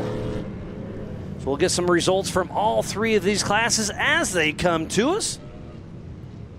But Jeremy Jones, what a fantastic fairy tale for him. Yesterday, his race was all but over, apart from the wonderful efforts of his team and his friends to get an engine sent from what? Must be nearly 1,000 miles away. Yeah, it was a lot, but he made it here. He did well. He got on that podium.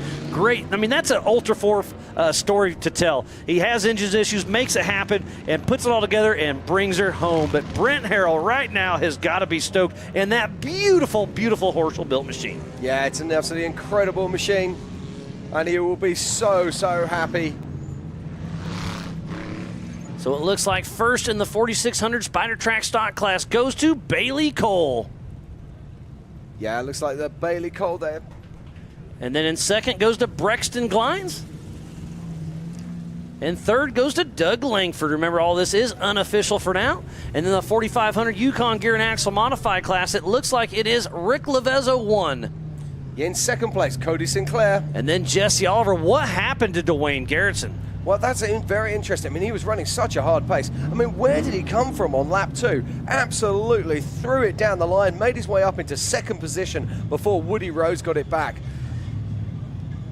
And here's our Good Boy Vodka race results. And that first spot is Brent Harrell. In 2nd place, he's showing us Sean Radsky. 3rd place, Jeremy Jones. In 4th is Jeff Neff. In 5th, Justin Myron. And in 6th position, it is Jeff Martin. And 7th is Eric Weichel. Then in 1st in our 4500s is Rick Levezzo. In the 4800 in that 9th overall is Justin Barth, driven by Anthony Young. And this I love indeed in our top 10. And first in 4,600, it's Bailey Cole in the Bronco. You said it, but I'm going to say it one more time. Top 10 in a 4,600 Bronco. Bailey Cole, that's amazing. An 11th spot in 4,500 class is Cody St. Clair. I said Anthony, that's his dad. In 12th is Jesse Oliver. In 13th, Brexton Glines in the stock class. And in 14th position is Langford. In 15th is Brian Moore. In 16th is Lauren Healy. 17th, John Rance. In 18th, we saw him roll over in the rocks. It's Woody Rose. 19th is Corey Day. And in 20th, it is Ryan Webb. Remember, what you're seeing on screen is intermixed. This is the 3 classes all together. So once Pam gets down there and gets it all sorted out, we will give you the official results. What a fantastic afternoon of Ultra 4 racing here at the Big House, Miles. And this was such a great first lap between Brent Harrell and Woody Rose, and Sean Reisky came from out of nowhere and gave them boys a run for their money.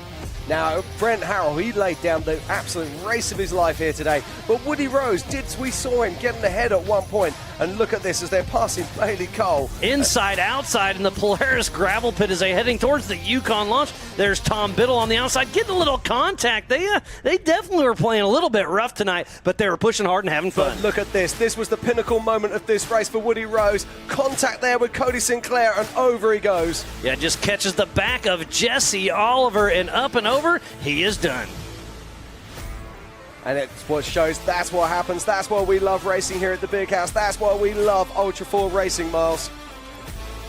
Thanks again for everybody tuning in for Ultra 4 Racing. We will race tomorrow evening at the Project X Rage on the Rocks. But it sounds like we're going to have Pam Hall down there to give away some awards here in just a little bit. While we're waiting for that, we're going to head out to a short commercial break, and we'll see you very soon. It's orientation day. Welcome to the team.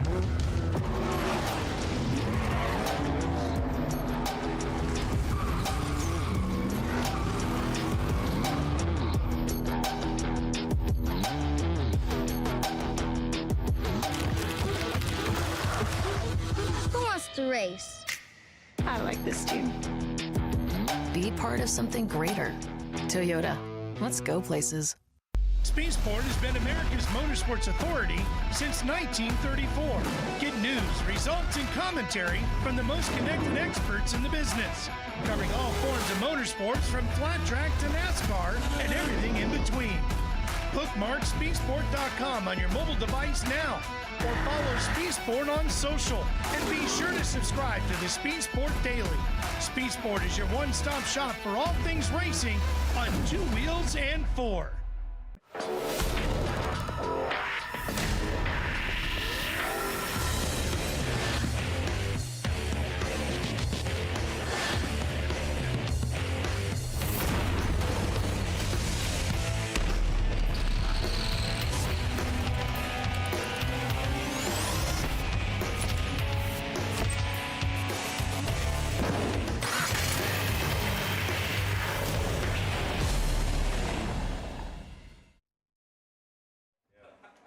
Who's just Yeah, is that right? Yeah. Give him a big hug as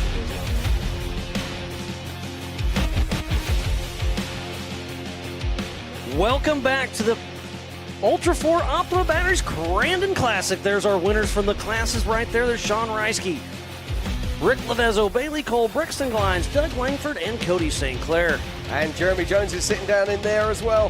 What a fantastic race this really was, Miles. Absolutely brilliant. So much racing action happened today, but we are just getting started all day tomorrow and on Sunday. This is going to be a wonderful weekend in the beautiful Northwoods of Wisconsin here at the Big House. Yeah, it doesn't get any bigger than coming to Crandon and this is absolutely short course mecca. And I love the fact that Crandon have put in the rocks for these Ultra 4 cars, and the rocks really had their part to play in all of the races we've seen this afternoon. And I loved how they added the extra rocks, the Spider Track backstretch just below the VIP tower over there, and then out back, you're in for a real treat tomorrow. They've added some whoop sections, played with the rocks a little bit, and made a huge banked turn. It's going to be fun back there. And on top of that, you've also got the Ultra 4 USA viewing area, and it's going to be awesome to be able to view it from that area. So if you're a spectator, get down across there.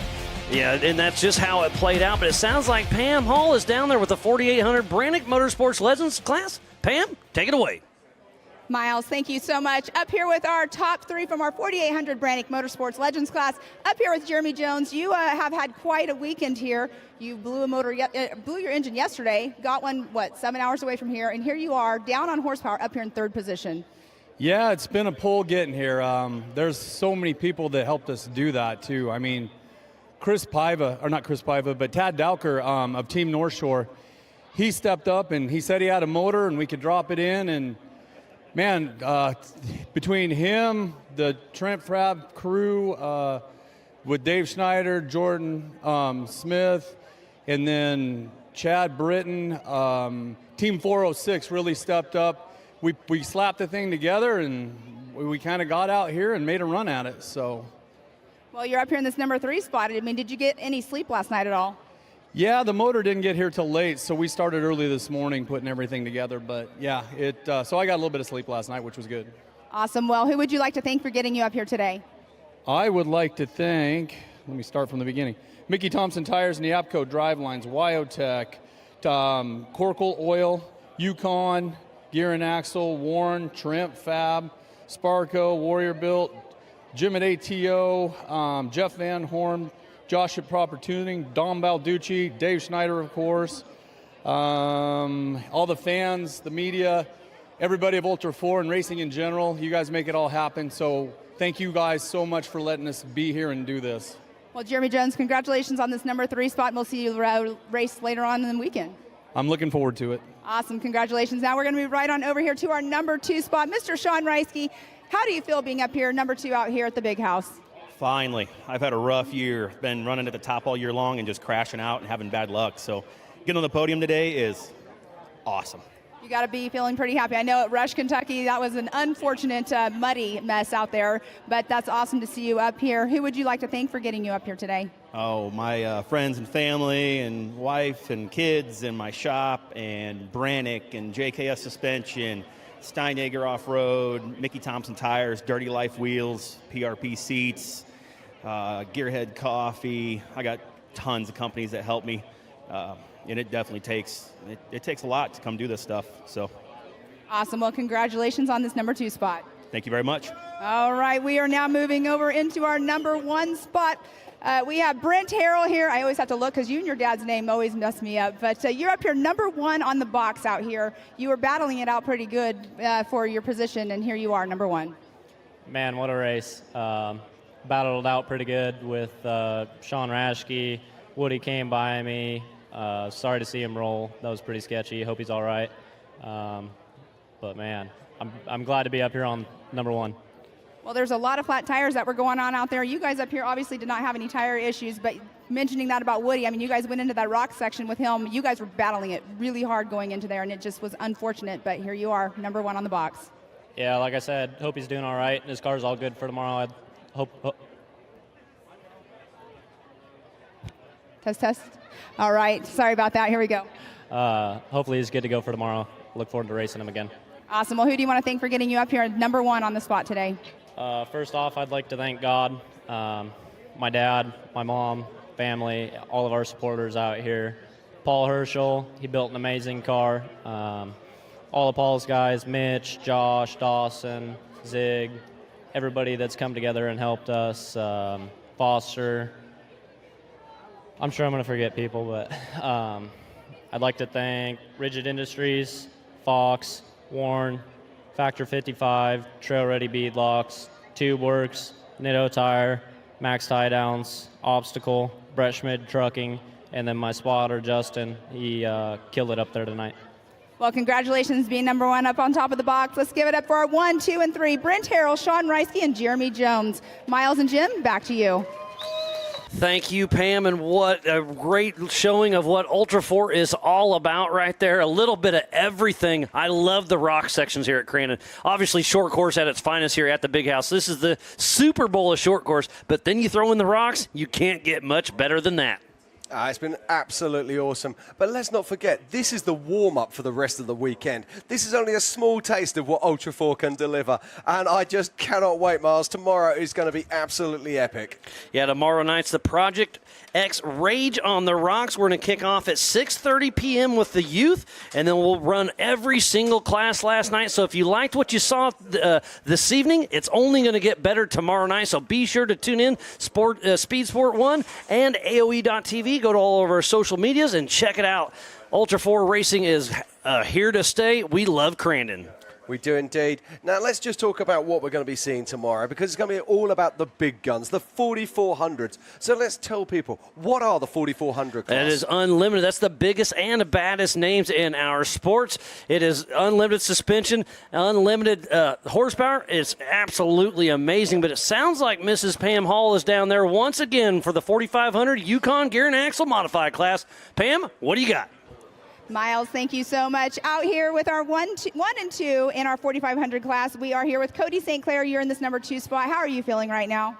Feeling pretty good. I've never officially made it to the awards box area, so it's pretty exciting. Well, you have, just not here at the Big House. Yeah. Well, what do you think about this race course out here this weekend?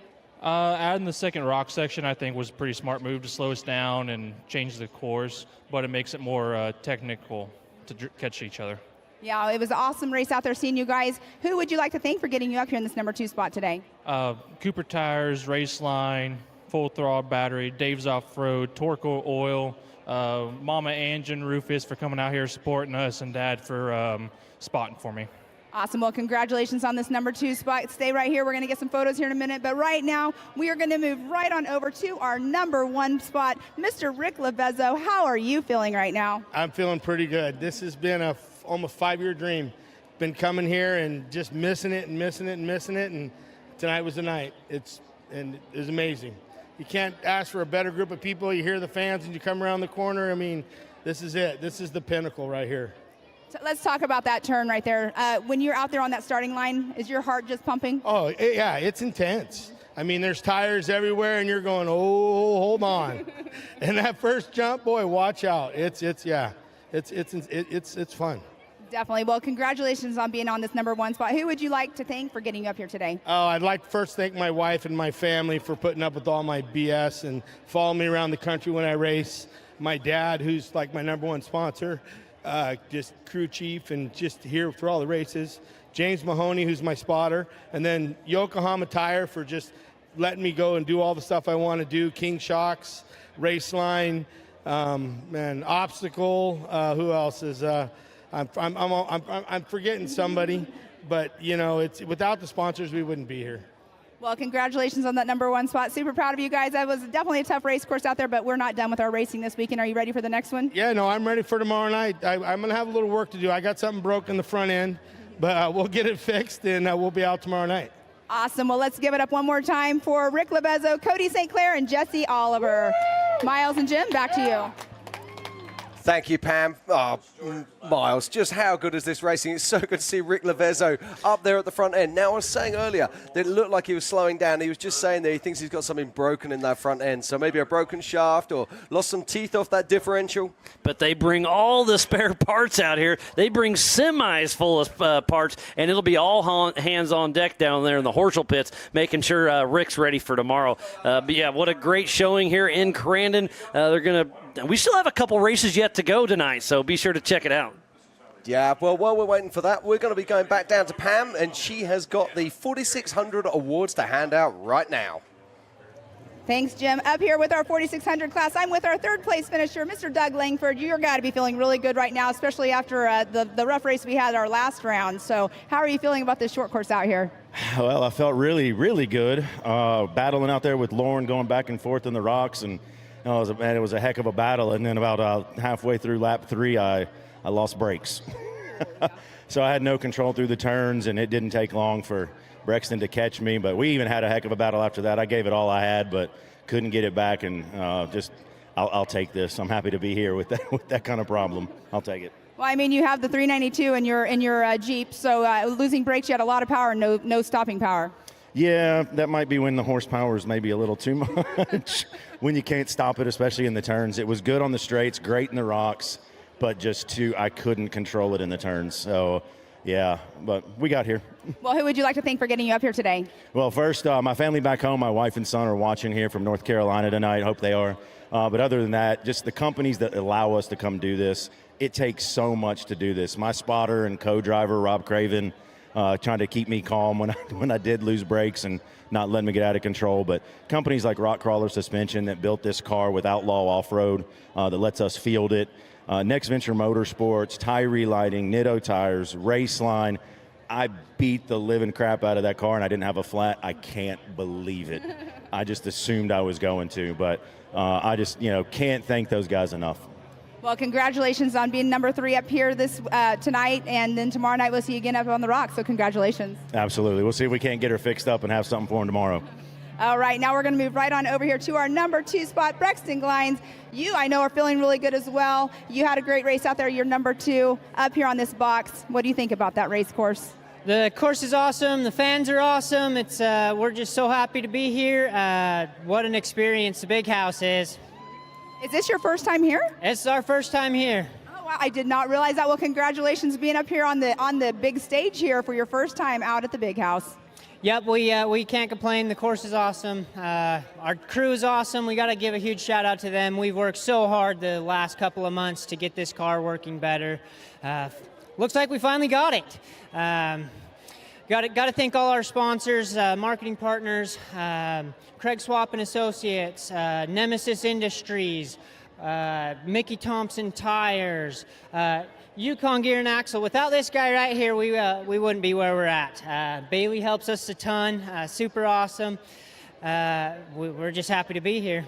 Well, congratulations being up here on the number 2 spot. We'll see you later on the week. Thanks, Pam. All right, now we're moving right on over to Mr. Bailey Cole, number 1 up here on the box. You've been racing here for a while now. You've been here for a while as well. Great to see you up here on top of the box. How are you feeling right now? Oh, fantastic. The entire team put in so much effort to get here, and then we made it. Well, who would you like to thank for getting you up here today? Because I know you have a lot of people out here in the crowd, and like he was saying, Brexton was saying, you help a lot of these racers out, so you got to be feeling good being up here, and a lot of your products are, finishing this race. Oh, man, it's amazing. First of all, I got to thank the amazing guys that got me here. Chad, Jack, Amy, thank you guys so much. Wayne was up in the spotter tower calling for us. Thank you so much to him and making those Fox shocks work amazing. Yukon Gear and Axle, best drivetrain in the industry. Vision Wheel and Yokohama Tire didn't get a single flat, and man, we earned a couple out there, but they held air. Well, I mean, Jack and Amy, they came all the way, Australia, I believe, is how far they came? Yeah, all the way from Australia. I'm importing the talent out here. Well, that's awesome. Congratulations again on being number 1 on the spot. Let's give it up one more time for our 1, 2, and 3, Bailey Cole, Brexton Glines, and Doug Langford.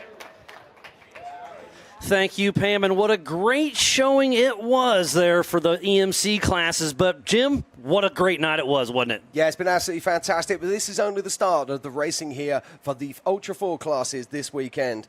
But we're going to be heading out now, and very shortly we're going to go into a commercial break, and then we'll be heading back to Speed Sport Live Desk, sponsored by Toyota, and be joined by Ralph Shaheen. So we'll be right back right after this with some more yet to come. Race yesterday.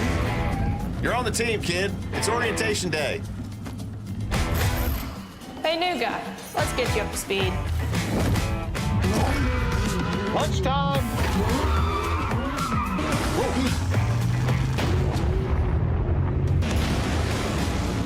Your workspace is ready. Looks like you got a corner office. Be part of something greater. Toyota. Let's go places. You're watching Speed Sport 1, your home for great American grassroots racing. It's time to rumble! Whether you're into sprint cars or stock cars, at the line! modifieds, or midgets. Down to the low side, retake the lead. Dirt late models or demolition derby. Speed Sport 1 has the grassroots action you love. Are you kidding me? Speed Sport 1, the Motorsports Network.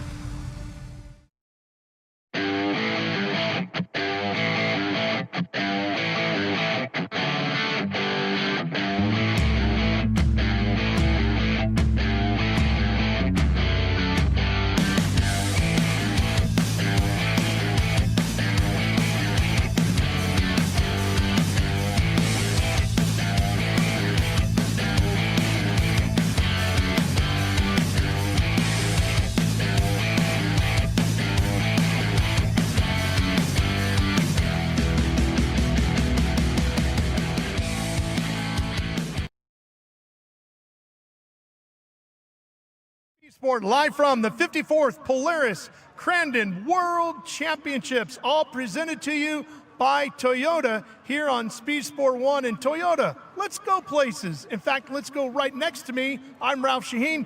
This is Brandon Harrell. He just won here in 4,800.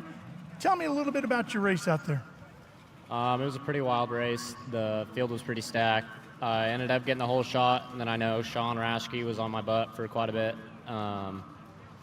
Car felt really good out there. Woody ended up passing me. I think I got him back, and then he passed me again, and then he rolled out there in the grandstand rock section, so hopefully he's all right. But other than that, it was a really good race. Super pumped to be here, and want to thank everybody at Crandon for coming out. You know, everything about the category that you're running in is they're going to beat the daylights out of your machine, and they did that here today. Even when you have a great race, doesn't mean you didn't suffer some damage, correct? I mean, the car felt good. Something might be a little funky in the front end, but nothing we can't fix tonight. All right, so Crandon, what was the most challenging part of the racetrack this year? I don't know. I think it's a super fun track. The rocks were definitely pretty brutal once everybody got in there trying to find a clean line through there, but it all worked out in the end. Okay, well, it is the big house here at Crandon, and Brandon Harrell taking the victory here this afternoon. Time now for another race, so let's go right up to the booth. Here's Cameron Steele and Ken Stout. Thanks a lot, Ralph. We appreciate that. Hey, ladies and gentlemen, we have another race, an exciting race coming your way.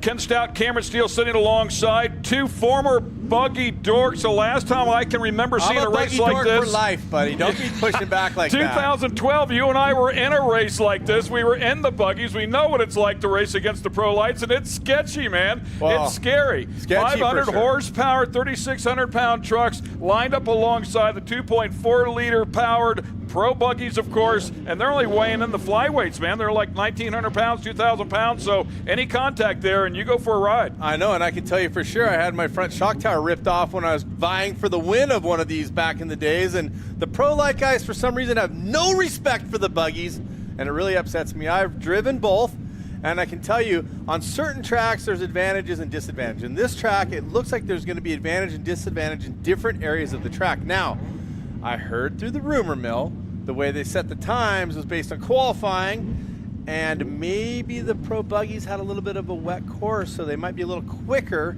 Well, I'm kind of curious to see how it goes, because things were different back in the day when we did it. There were still four-cylinder engines in the pro lights, so the pro buggies definitely had an advantage, and we would start behind them and have to pick our way around them. So you called me old. I don't like it. What about, hey, anytime you put two different classes on the line, you just have to expect a little bit of chaos. Now, the pro buggy is going to get a bit of a gap. They're going to be running for their life, so to speak, as you've described. The trucks are heavier. They got a little bit more horsepower, but the times are so close, within a second of who's faster on the racetrack at times. So I'm looking forward to this. This is something that I love, but also as a driver, it makes you a little bit nervous. Now, if you're a pro light driver, you're like, okay, well, I got to get by these buggies. And the thing is, you got to get by as quick as you can. And there's a huge field of them, which means in 6 laps of racing, you don't have a lot of time to do work.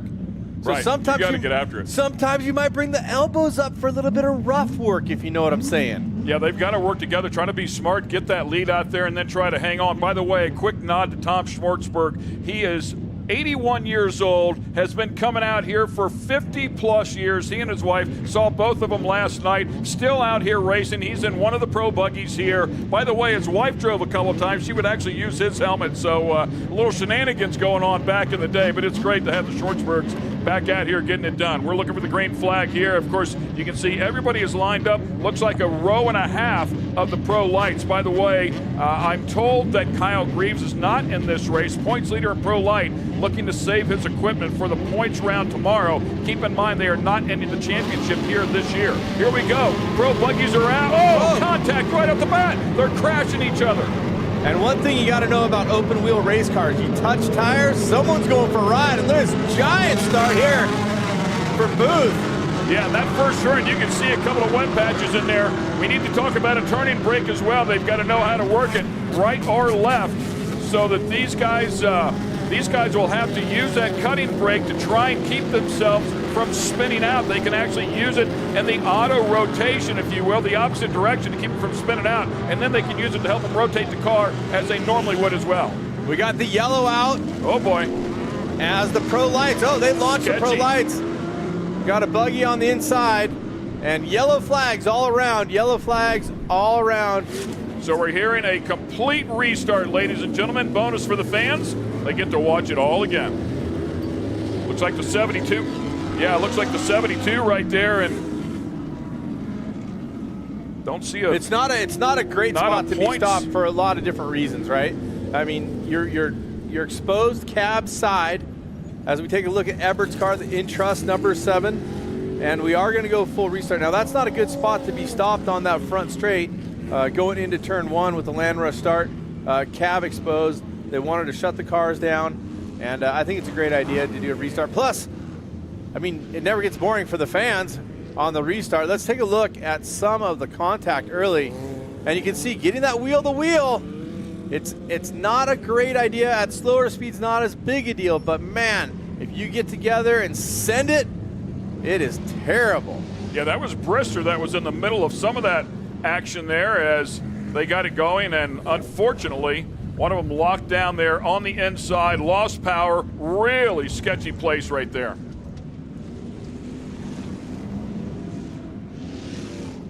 So we'll take a look at the number 9 truck there. Looks like they are also pulling off for just a second. Antonio Ingles.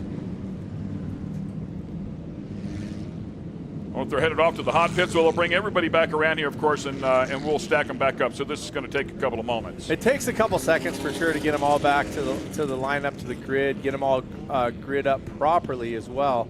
A full restart means they'll go back with their same pick positions. Now, the question is, would you change your pick spot if you could? I think they're going to make you go back in the exact same pick spot. But look at this racetrack here. Taking a look at that, you see the wet, you see the dry. In the early part of the race, the pro buggies are going to be looking for a little bit more traction. And they're going to try to stay out of that slippery wet where they can and try to put traction down. They want that, really what they want is the medium, right? They don't want the all wet, they don't want the all dry.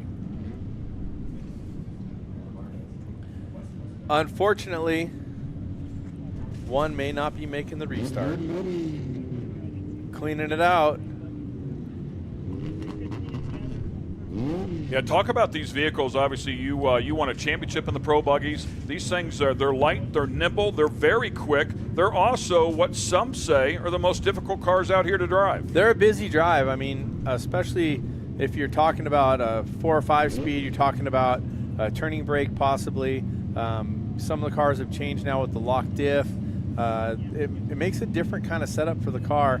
It's very interesting. The other thing that's very interesting about the pro buggy is it's so light in the front, right? So for your steering input, you're basically, at times, you're lifting to get some steering input. If you have the turning brake, so you can transfer the weight, right? So you transfer the weight to the front and get it to turn. So a lot of cars nowadays, over the last decade, the cars have gone more cab forward, where they shift the driver a little bit more to the front. So we're putting a little bit more weight over that front of the car.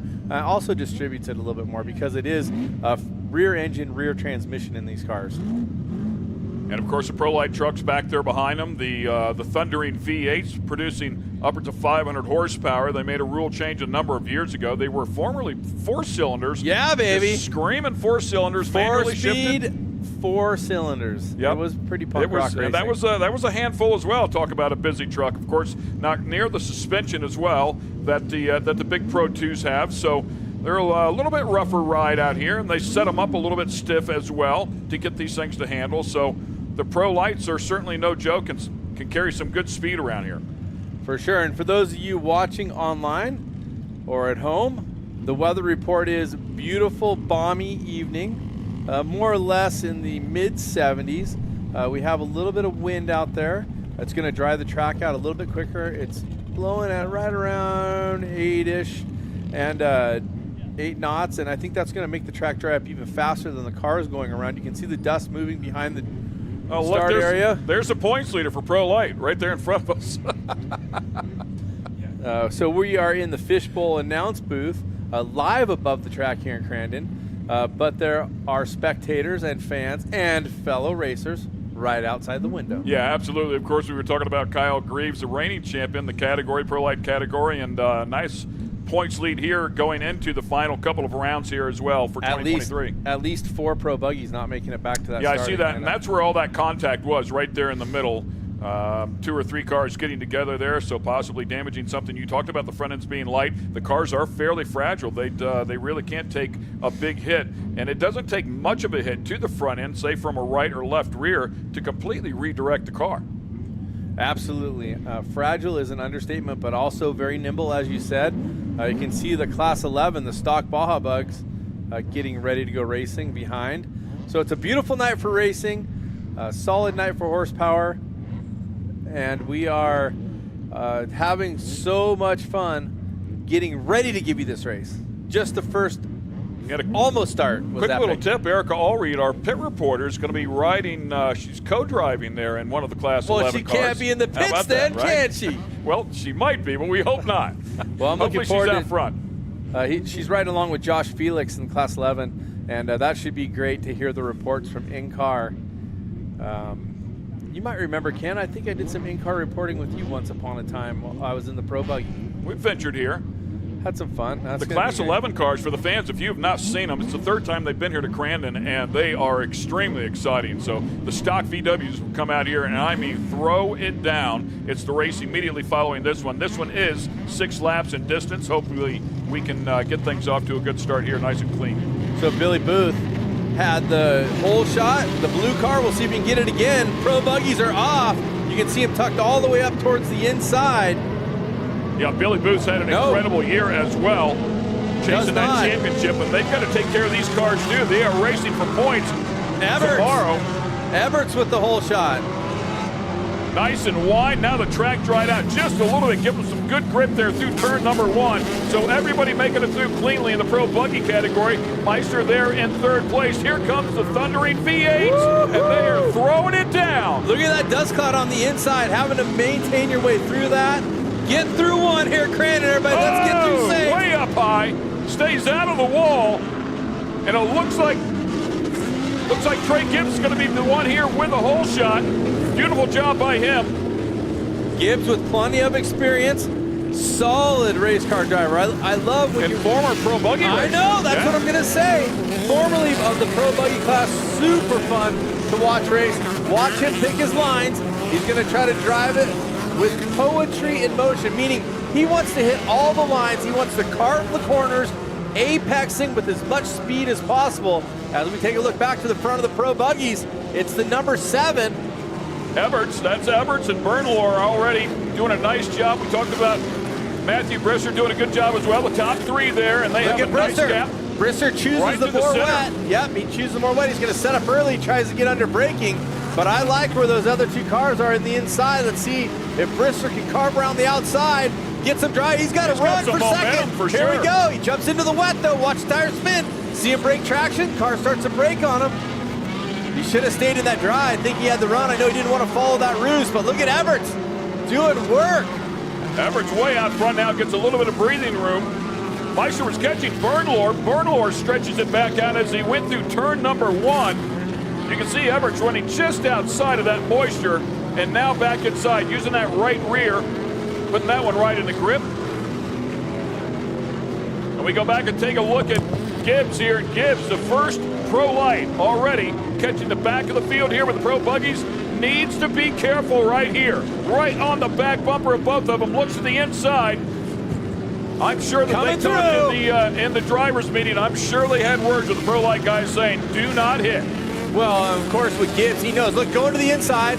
He's got that locker, and he's trying to use that horsepower, trying to get a little grunt out of the corner. More contact. Trey Gibbs having a great season here as well, man. Comes in here second to the points. They are fanned out, 3 wide here. The Pro Light's trying to get through Calamity Corner. Look at that outside line. The 14 carving around the outside. Crazy stuff, man. For show, man, all over the back of the Pro Buggy. That's Brody Eggleston in the 14 on that Pro Light. Look at the 7, Dale Everts.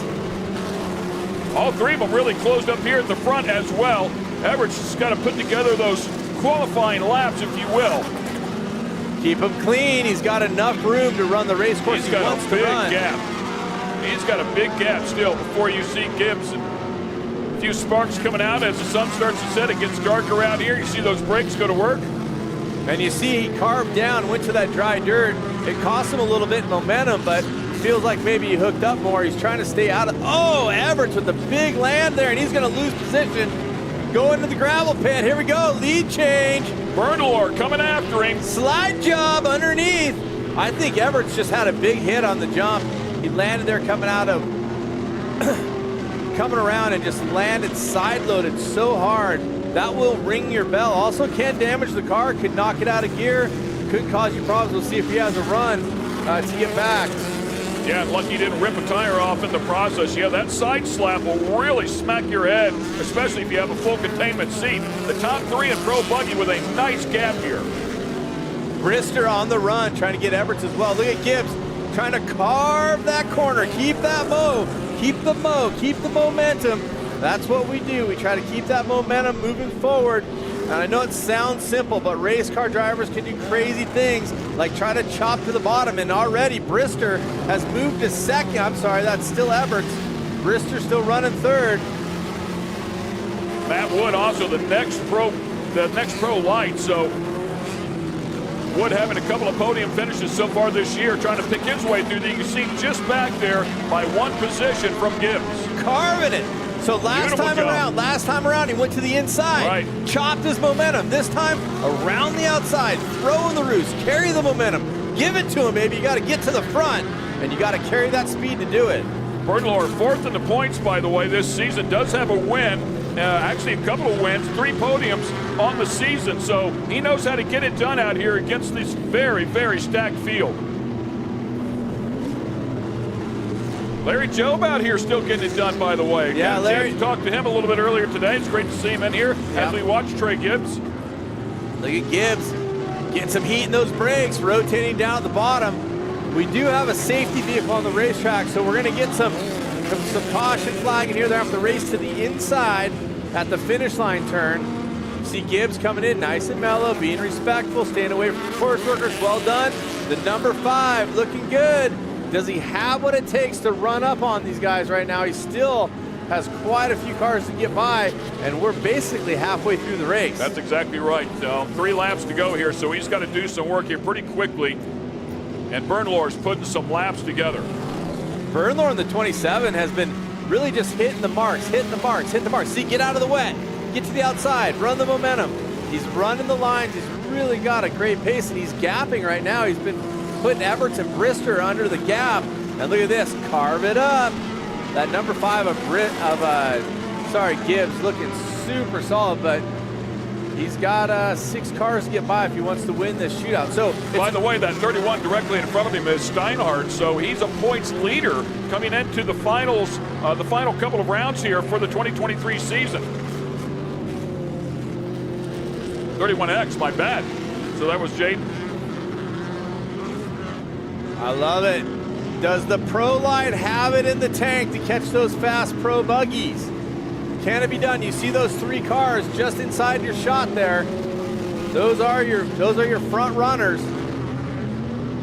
The number 10, Jaden Lemke, is about to get done right here. Watch the Pro Light's going to go to the outside, try to carve the momentum. Oh, he cannot. Now we have the course workers out on the course, really slowing him down. Lefty hold his line right there, and that's what you got to do. Just drive your line, make him go around you. See him? The one thing I like there about Gibbs, he held it down. You see him rotating in the air.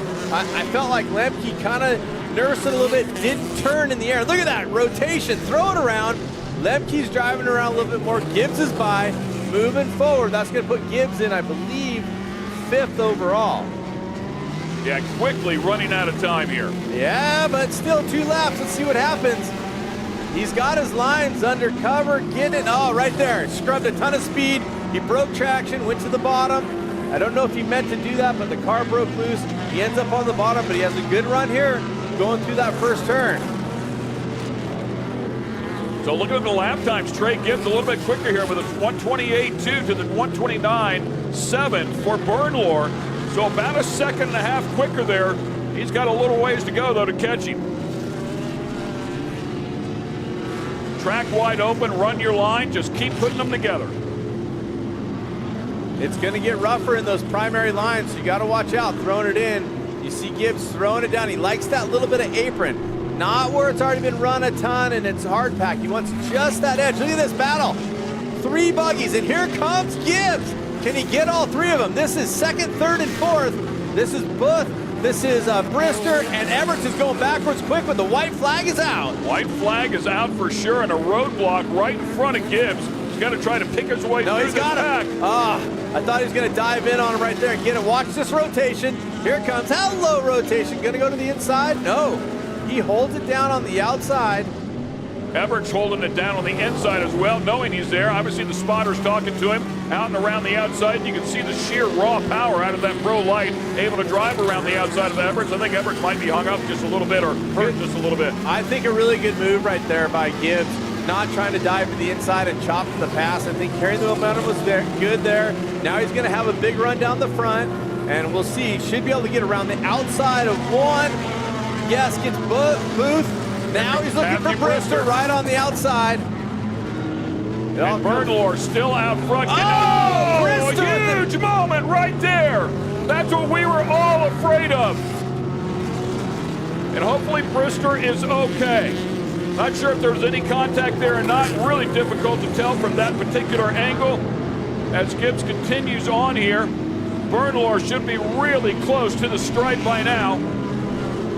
He had a near 13-second gap. And Bernlohr crossing the stripe. Bernlohr underneath the checkered flag there will grab the win here tonight. Trey Gibbs, 2nd overall across, but 1st across for the Pro Lights. So there is a winner in each class, a winner overall, but right now we're just hoping that everything is good with Brister. Yeah, really, really scary ride there for Matthew Brister. So we want to make sure we get safety out there to him, make sure he's okay. Window net is down. That is always the indicator that the driver is okay, basically telling safety, I'm okay. I put the window net down, cognizant, and you can see him moving around there and waving. But man, that is great news. This was the concern, right? Knowing that they have a points race tomorrow, and that car has a ton of damage to it. That was a big one. You know, as a commentator, you love watching the racing, and the crashing can be exciting. You don't like the crashing, and you really don't like it when you see a big, you really don't see, you don't like to see big crashes like that. So here, the safety crew is with Brister, and you see him talking to the number 55. Brister's going to flip over the hood. He is out. Nice round of applause, awesome. Ladies and gentlemen.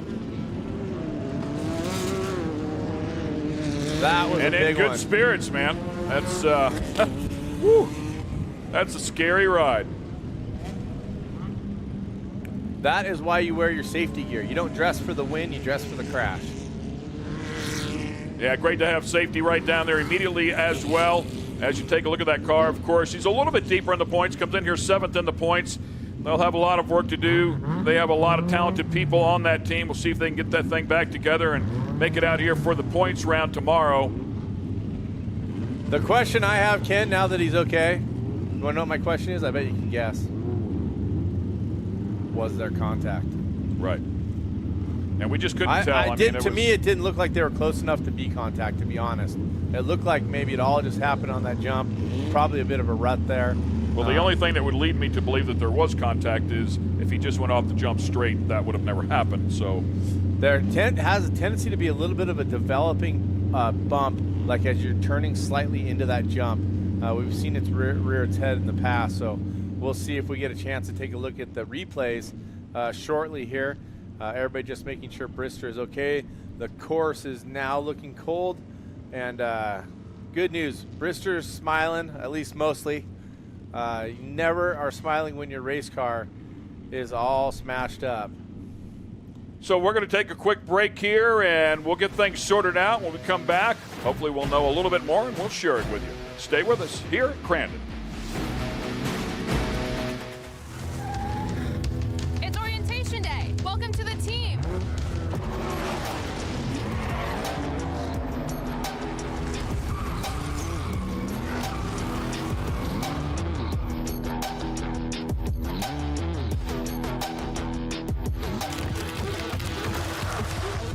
Who wants to race? I like this team. Be part of something greater. Toyota. Let's go places. You're watching Speed Sport 1, your home for great off-road racing from America and around the globe. From Ultra 4 to rallies. These guys are fighting for the lead. It seems very aggressive. Short course to desert race. Great move there. He is so fast. Whether on 2 wheels or 4, Speed Sport 1 has the off-road action you crave. Look at that move. It jumps to the inside. Speed Sport 1, the Motorsports Network.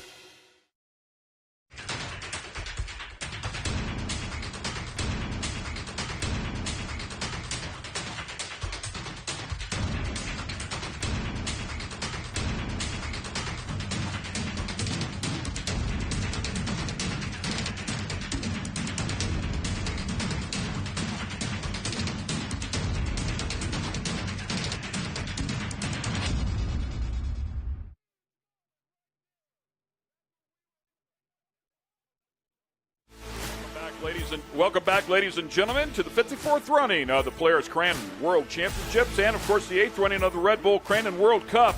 There's a look at Matthew Brister's car there. They're picking that one up and carrying it back to the pits. That is Matthew standing right alongside the car. He is A-OK, but he went for a big ride here in this Cup race between the Pro Buggies and the Pro Lights. Big is an understatement. Airborne, flipping side over side, tagging a couple corners. Never fun to crash, ever. And you can see that we got the podium up there, and it looks like, yeah, exciting night of racing. I'm really sad to see the damage there to Brister's car. It looks like he's got at least 3 corners worth of damage, and one that looks extreme, and there you have it. Ripped off the A-arm there. You touched on it real quickly, the safety devices, the safety that they've got to go through tech before they can go out and race these cars. Got to make sure that they pass everything, obviously the safety gear that they're wearing inside, and this is exactly why. It's amazing to see how far this sport has come to go through a ride like that, have the driver climb out A-OK. Well, you can see right there above his illustration, that A-pillar going straight up. I mean, that holds that front of that cab up in a straight down impact. And that's what those bars are there for. You see the B-pillar behind them as well. Vertical bars, horizontal bars working together. Engineered race vehicles. Never good to see your race car on the Pettibone. Or any tractor for that matter. Monkey Racing's been doing it for a long time. Extremely successful. Very, very fast out here in the Pro Buggy ranks. Ran on the West Coast there for a number of years. Had some success out there as well.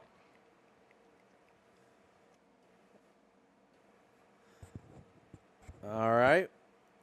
And, of course, as we talked about, Trey Gibbs having a great run out there with the Pro Light, picked his way forward, ended up second overall. That's a pretty good finish. Yeah, I mean, he was closing the gap pretty quickly with... Everett had some kind of problem from that landing, or maybe it reared its head before that landing, but he definitely was struggling with that race car. He went from bad fast to just slightly bad, but still able to put it together for a top 4. And Billy Booth... I just got a text message. You wouldn't believe it, but that was the last race car I ever raced in short course. How about that? The race car that Billy's racing. Yeah, Billy having a great season, by the way, coming in here second on the points. I had a hard time driving that car. He's driving it great. It's obvious it's all about the driver. Maybe he's just better than you? Is that what you're trying to say? That's fine. I'm okay. Going to get in there and throw it down? Hey, put a helmet on? I was picking on myself. You don't need to pile on, all right? Trying to help you go down the road, that's all. Oh, man, I miss announcing with you, Ken. By the way, congrats to Jordan Bernlohr. We haven't talked about him at all, but, man, he put together some great stuff. Are Great we going stuff. to the podium? Let's see this. Let's see this replay. Oh, we got a replay. Here we go. Here it is. And it looks like, oh, baby, was there contact?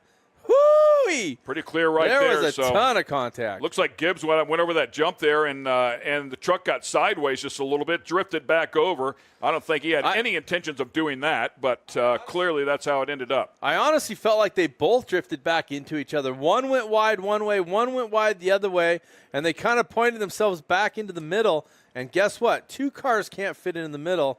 And really, I think you're right. Look at Gibbs come.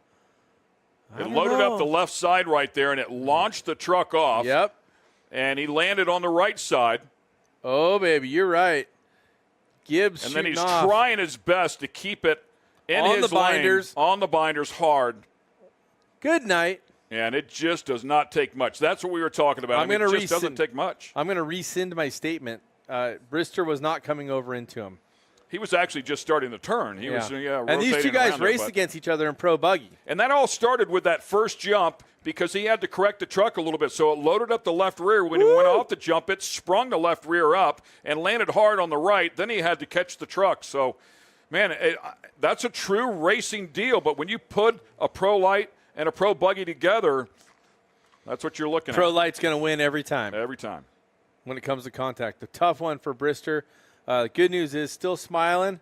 Got out of the car, looked good, and to me, I think a classy act of a race car driver not to be hot-headed. If you get hit like that, a lot of times you just you're running on podium position, you're running towards the front, you get taken out more or less, kind of, and man, that can make you hot. But he got out of the car and he was pretty level-headed. Yeah, and that truck was only sitting like 30 feet away from him on the podium, right? 100%. I thought I was looking over there I also want to throw Trey Gibbs some love because we watched him run that entire race, and he could not be any more respectful to all the cars around him. So clearly did not have any intentions of that happening and was doing everything he could do to keep it from happening. It's just the way it went this time.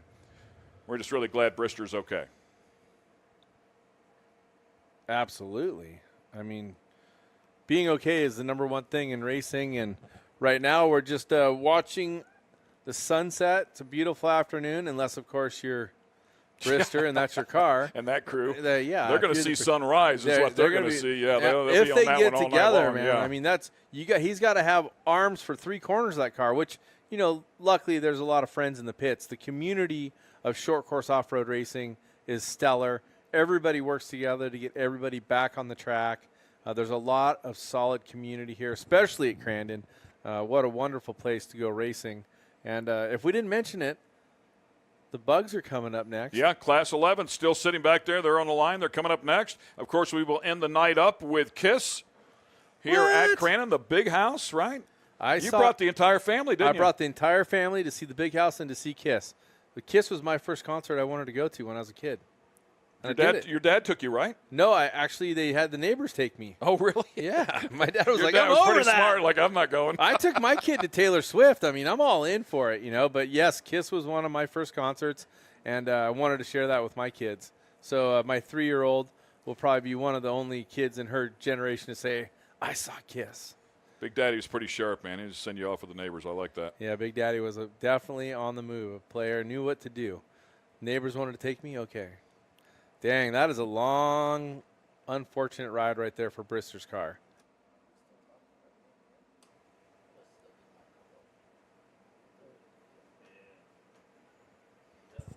Look at that. The lights are on in Crandon. The big house is lit up, and Class 11 will be coming up. But before that, we're going to have a podium interview, maybe. How can we have a podium interview if our podium reporter is in a Class 11 car? Do that math for me, Ken. It's a really good question. I think Pam's down there. So Pam will help us out, a very accomplished pit reporter.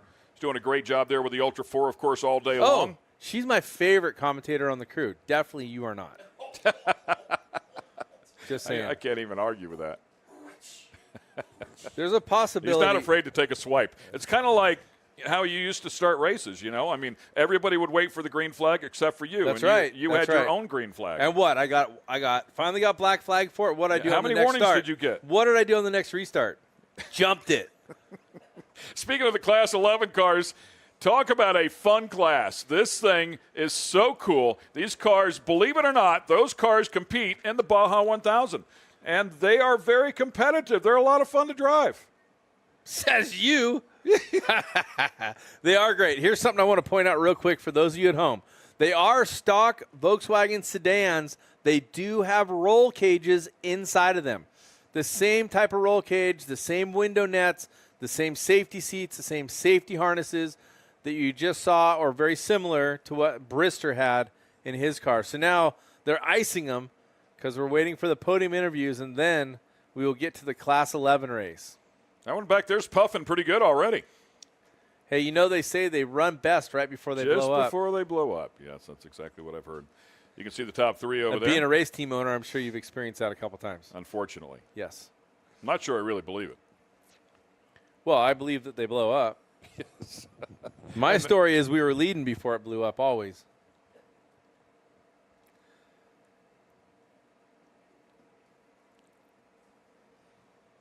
Did you miss me, Ken?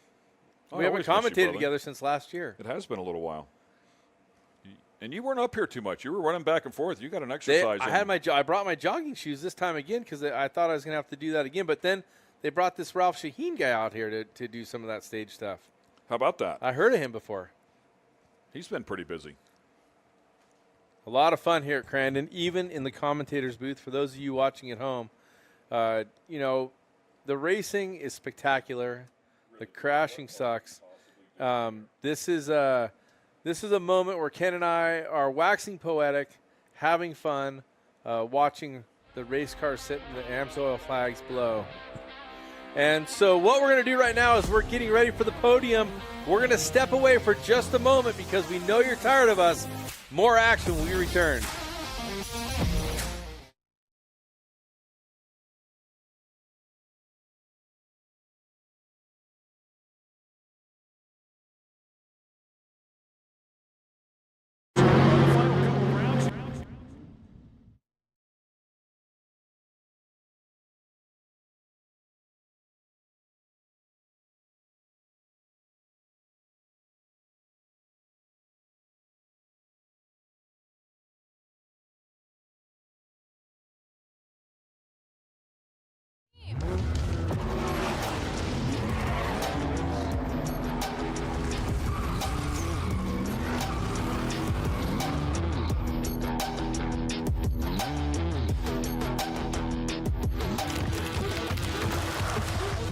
Who wants to race? I like this team. Be part of something greater.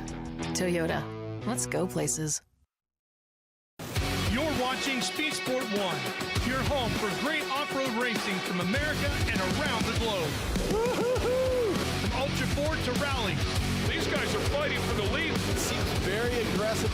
Short course to desert race. Great move there. He is so fast. Whether on two wheels or four, Speed Sport 1 has the off-road action you crave. Look at that move. Jumps to the inside. Speed Sport 1, the Motorsports Network.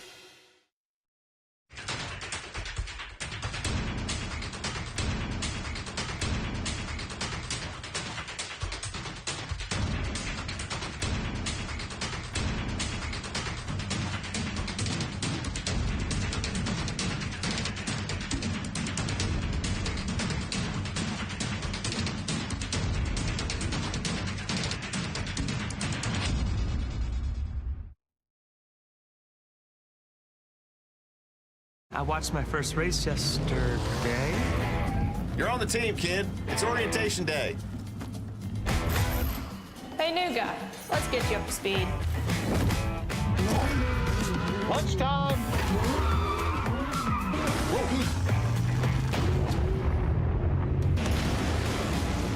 Your workspace is ready. Looks like you got a corner office. Be part of something greater. Toyota. Let's go places. watching Speed Sport 1, your home for great American grassroots racing. It's time to rumble! Whether you're into sprint cars or stock cars, At the line! modifieds or midgets, Down to the low side, retake the lead!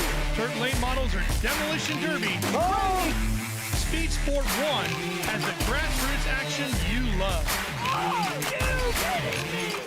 Speed Sport 1, the Motorsports Network.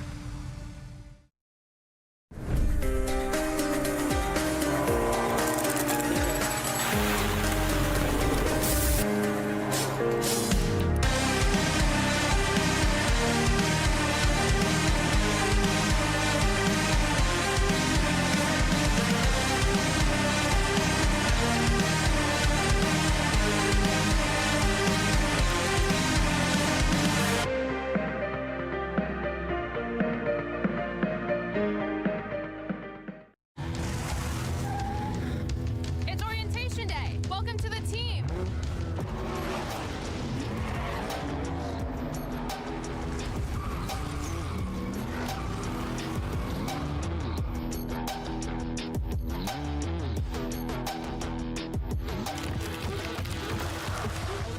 Who wants to race?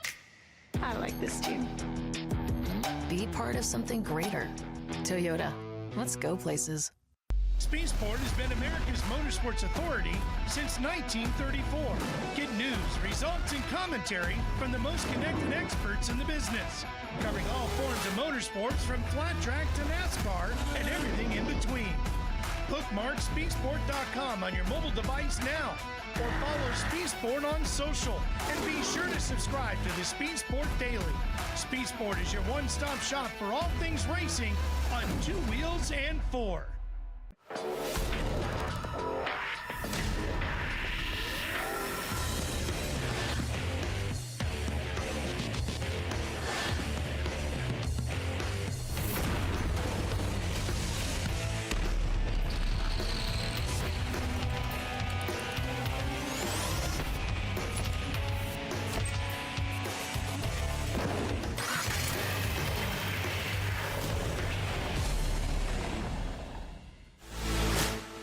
And once again, welcome back to the Polaris Crandon World Championships. Once again, we're going to get it back down here to Pam Hall, and Pam has our podium finishers. Pam?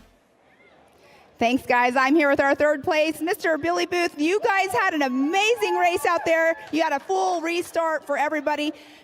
Give us just a real quick answer of how are you feeling right now for being up here on this box? It's really exciting. I had a ton of fun. Unfortunately, we had that restart. I got the whole shot that first time, and I thought we could have run away with it, but it's just got a bad start that second time. So I grew up watching these races when I was younger out west, and man, they looked like a ton of fun, and that was a ton of fun. Glad to see Matt climb out all right. Hopefully he can get it back together and be a good weekend. So just big thanks to all my sponsors, my Motorsports Tear Off, Turn Machine Tool. Everybody's here helping us out. My parents, my mom, my girlfriend, everybody. That we got a little work to do tonight, but we got a big weekend ahead. Chasing the points. A lot of people thought I was crazy for running this, but big thanks to Marty and Crandon for putting this on, and looking forward to a great weekend here at Crandon. Well, congratulations on this number 3 spot. We're now going to move right on over here to our number 2 spot, Mr. Trey Gibbs. You have quite a fan club out here, I can hear. Kind of a crazy ending to the race, so quick feelings on this. Yeah, I know, absolutely pumped to be back up here. They haven't done a pro buggy, pro light race in a long time, so absolutely stoked to be up on the podium. It was a crazy race. These trucks and pro buggies are nothing alike, and when they touch, it all goes south. And I'm glad to see my buddy Brister is all right. No intention of doing that. It really, really sucks. But like I said, I'm glad to see he's all right. And, just pumped to be up here. Wouldn't be able to do this without all my guys. Maxxis Tires, Bill Stein Shocks, Steal It, VP Race Fuels, Impact, my dad. And like I said, without my guys, it wouldn't be possible. So thank you. Well, congratulations on this number 2 spot. We're going to move right on over here into our number 1 spot. Jordan Burnlow, you're feeling really pumped right now, given that fist pump. So give us your true feeling of how you feel right now. Oh, the true feeling is this is a dream. This is my second year in pro buggy or off-road racing, and this is all we care about. This is all you work for. My dad does not stop talking about all we want to do is win Crandon, and we won Crandon. Well, congratulations. You have a lot of supporters behind you, and here you are, number one on the spot. Yeah, most importantly, I want to thank my family, our friends, everyone who helps us get here. I mean, dude, Billy, he's helped me all the time, but I want to thank our sponsors, Procar Indoors, Quality Contour, J-Spec Race Prep, Drink Hydropower, and everybody who helps us. Awesome. Well, let's give it up one more time. You guys get your photo ups out of the way. Jordan Burnlow, Billy Booth, Trey Gibbs. Cameron and Kim. And congratulations to the top three there. Yeah, big race there right there. Congrats, Jordan. Awesome job, man. Certainly glad to see that dream come true for his father as well. Nothing better, right, than to watch your son go out here and win a big race at Crandon. Absolutely. I mean, anytime a father gets to watch his son win is a pretty memorable experience. I mean, I was able to do that with my dad a number of times, and so cool. I remember being a kid watching my dad win, but I'm stoked to see the Pro Buggy on top. That's all. I just want to say that. Hung on for another one. I think they're undefeated. Every time they've had one of these races, right, it's been a Pro Buggy up on top. So that's the way that one goes. It is done and out of the way there. We're really glad that Matt Brister, of course, is okay. Time now to shift the focus to the Class 11 cars. Lights are on. Little smoke out of the back of them. The Love Bugs are ready to make some noise.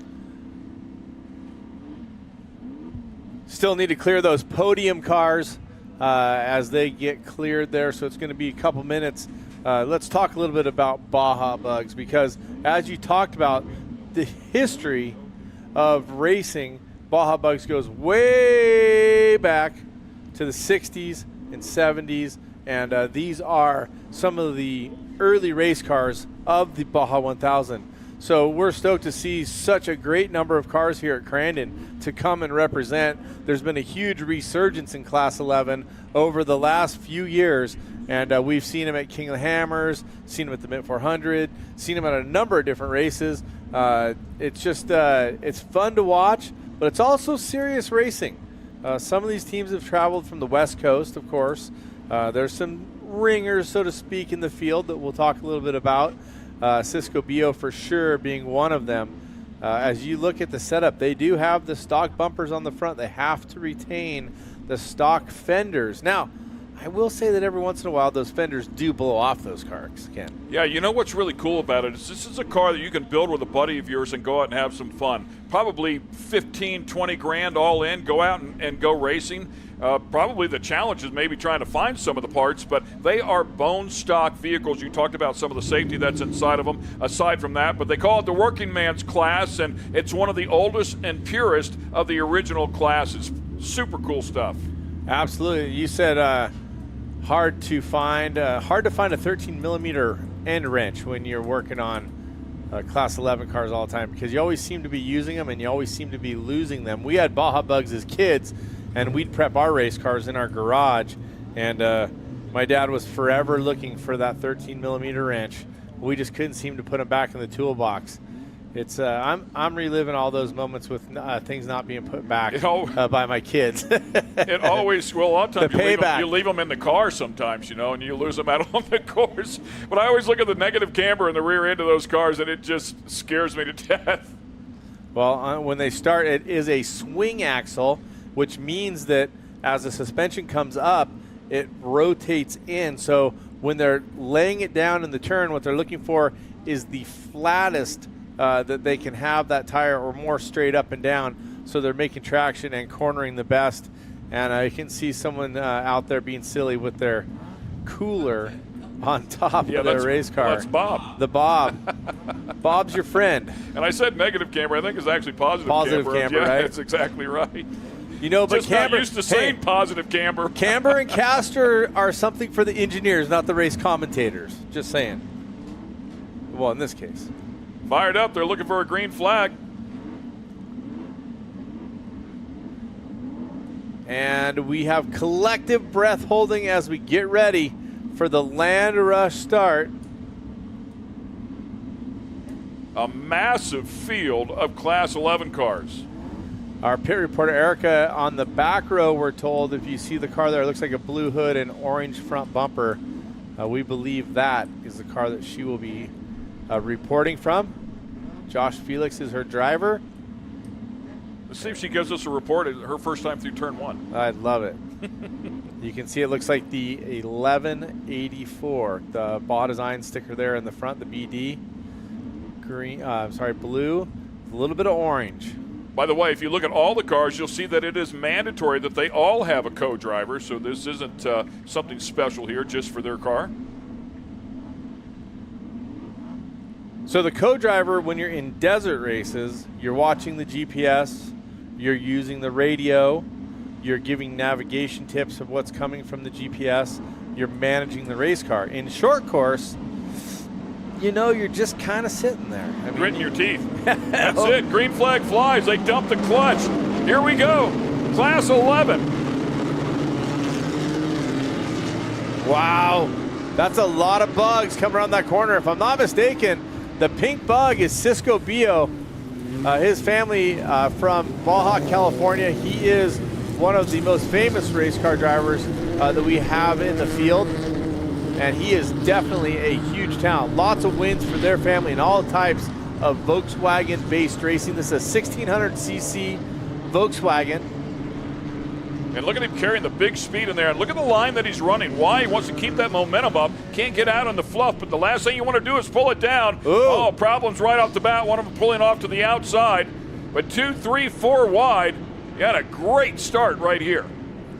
It's a battling going on right here. There's no runaway happening, that's for sure.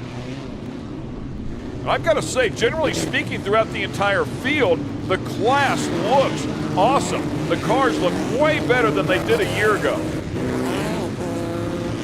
And you're right, Cisco Bio there. And it's Blake Wilkie in second, who you've seen a lot of content from recently. Yeah, a lot of social media following. Yeah, for sure.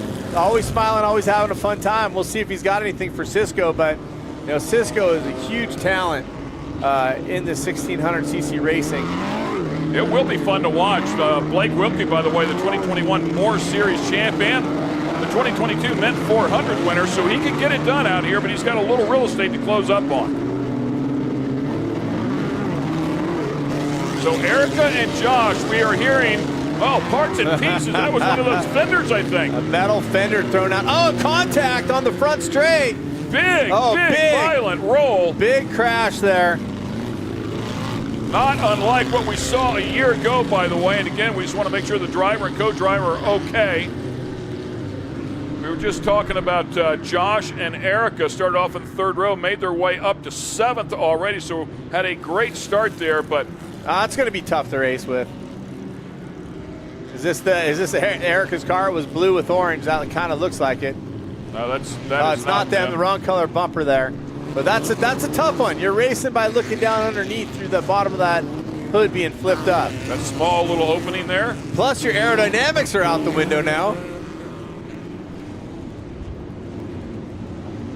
I think the aero definitely matters at all times. Look at that. Hit the brakes, got the hood to come back down. Maybe get the latch again. If it's got that conventional latch, the little pin button on the front of the Volkswagen, for those of you that drove one when you were younger, like me.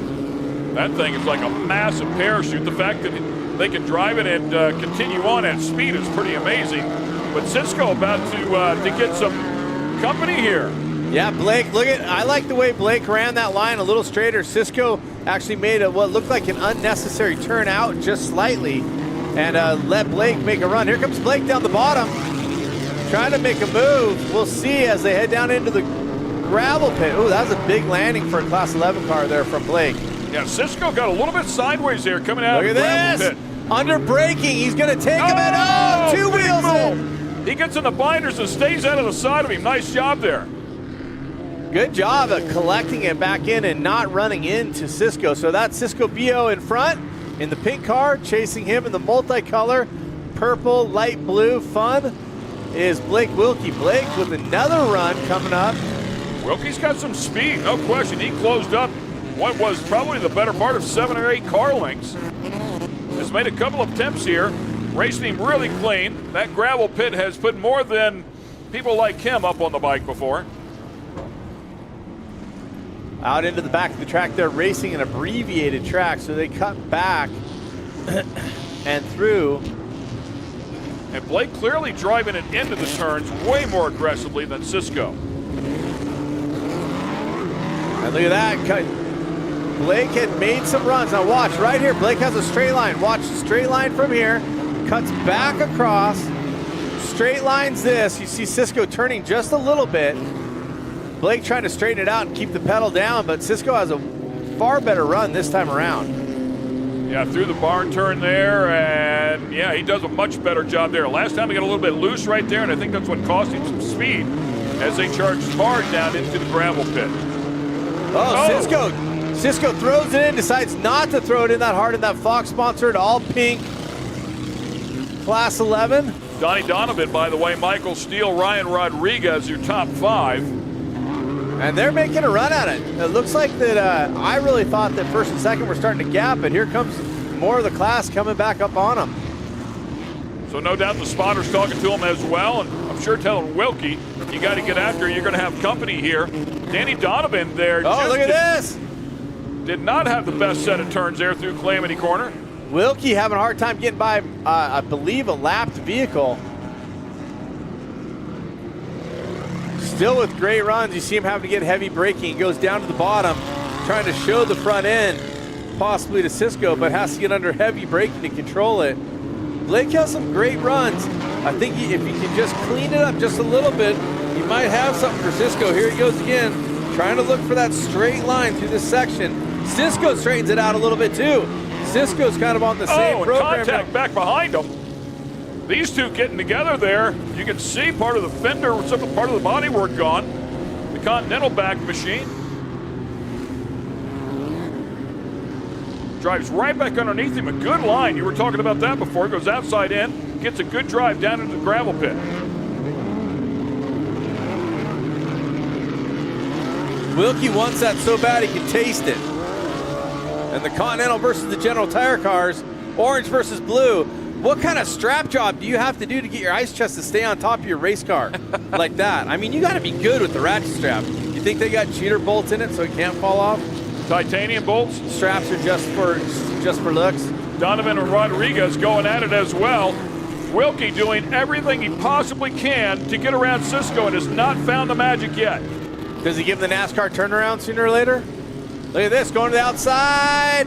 Drifts it wide, he's got the line. Can he push him out? He does. That's a good old moto trick right there. Take the inside, push him to the outside, and steal the line. And he's got the mo. Now Cisco's got to find those lines that work for him. Cisco coming right back to the inside, has a little bit of a run. They go side by side through turn 1. He's going to have to make a couple turns here, though. Blake's looking for that straight line, but Cisco's got the run. Will he chop him off? Cisco does not get next to him, but man, it was close. A good run. And we'll see here comes Donovan. Yep, Donovan's going to show him that wheel. Cisco needs to get on his game. Maybe Rob Mack, who Cisco has navigated for, should be spotting Cisco, telling him where the other cars are. Rob Mack, a multi-time short course and desert champion, for those of you that might not know him. And here it is, battle for second. 9-time short course champ. That's pretty good. Baja 1000 champ. That's pretty good. That's pretty good. Yeah, that's a good one. So clock is counting down here. Cisco. Clock counting down, so we'll see this in, I believe, +1. White flag out, so here we go. Wilkie with a nice size lead right now. Great battle here for second. Cisco trying to hang on. Donovan trying to get around him. Donovan and Steele having a good battle there earlier, so now Donovan trying that same move that he saw Wilkie do. Wilkie looked like he was off for a second there, didn't it? Looked like he was off power. I wonder if he missed a gear, something happened right there, but here comes Donovan. Donovan's going to have a shot at this. On the run. I wonder if something happened here with the gearbox. Did he lose a gear possibly? Donovan trying to close this one up on the last lap, trying to get around Wilkie here for the win. He's got a couple turns to do it here in the barn turn. This jump coming out of the barn turn so violent for everybody, but it's blocker. Lapper almost blocked the situation. Donovan going to the outside. He's got to run. Let's see if he can go outside and dive to the end. Oh, big momentum there for Donovan around the outside of the gravel pit. He takes him a little bit wide. Yep, there you go. I think he should have checked up, gone to the inside, but maybe he's got the run. He's got position now. He has position. He can hold Wilkie wide. Hold Wilkie wide, and this win is yours. Right back at it. Look at Wilkie trying to push him down. He knew what was coming. Donovan said, no, man, it's not going to happen. I'm going to take you wide now. Wilkie tries to come back to the inside. Donovan's going to take it in the second to last lap, makes a run through the gravel pit. A great battle there between those two, and steals a win, minus a fender, minus a hood, but plus some hardware. And it's Ryan Rodriguez. Donovan's going to be happy there for a moment. Continental car getting it done. The 1191 making some great moves. Looking solid. I like some of the lines that he used, and I like the bully move. I didn't think that outside line going into the gravel pit was going to work, but it got him up alongside, and guess what? He could just steal that line and fill up that inside.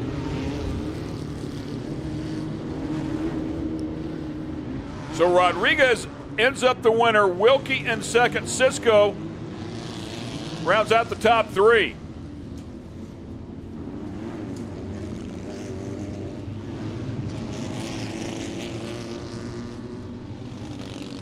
Good look there at the cars there. And a good look at Wilkie's car. Had such a great run there. He and Cisco putting on a great battle.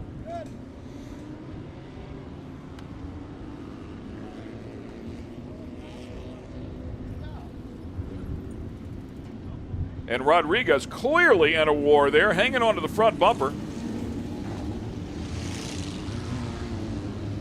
Hey, when you're in Class 11 and you're smashing that hard, parts are coming off. Look, he passed his own hood right there on his way to the podium. That's pretty good. That looks like a Volkswagen. I mean, look at the old school wheels. It looks so cool.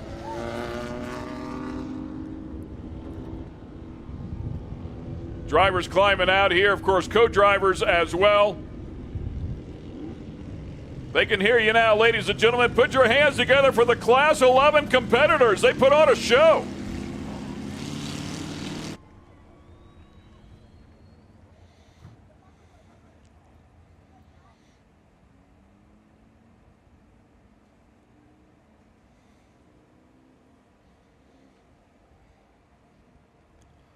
Ken, that was fun. Yeah, it's always fun watching these Class 11 cars. Curious to talk to Wilkie a little bit. I wonder what happened there because he was so dominant and took over the lead, had a nice size gap, and went through Argonne Corner there in the back, and all of a sudden he checked up. He lost a lot of ground, and Rodriguez got that big run. Well, remember, they're stock. They're basically stock swing axle transmissions. You shift them hard enough once in a while. Got that hood back. Yeah. You tape it back on there. Good stuff. Smiles all around there, man, from ear to ear.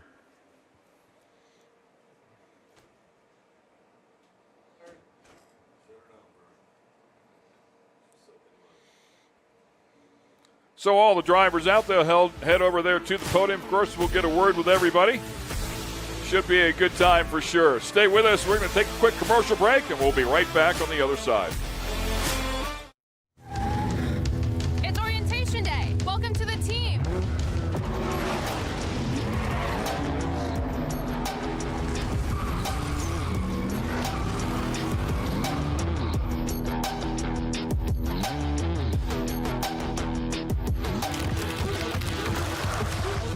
Who wants to race? I like this team. Be part of something greater. Toyota. Let's go places. You're watching Speed Sport 1, your home for great off-road racing from America and around the globe. From Ultra 4 to rallies. These guys are fighting for the lead. It seems very aggressive. Short course to desert race. Great move there. He is so fast. Whether on 2 wheels or 4, Speed Sport 1 has the off-road action you crave. Look at that move. Jumps to the inside. Speed Sport 1, the Motorsports Network.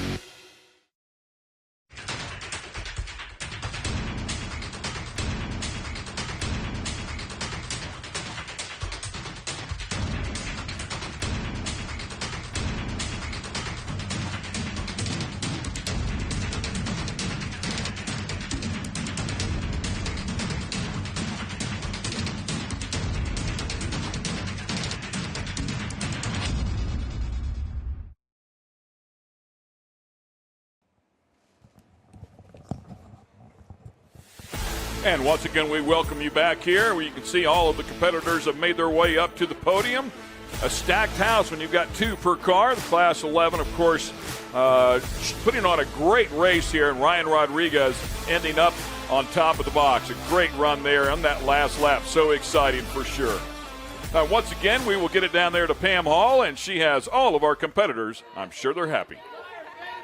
Thanks, guys. I am here with our 3rd place finisher, Cisco Bio. That was a heck of a race you guys just had out there. You're feeling pretty good right now, aren't you? Oh, yeah, it was a lot of fun. It's really fortunate to come out here back to Crandon and with KISS tonight. And I just want to congratulate Ryan and Blake for 2nd.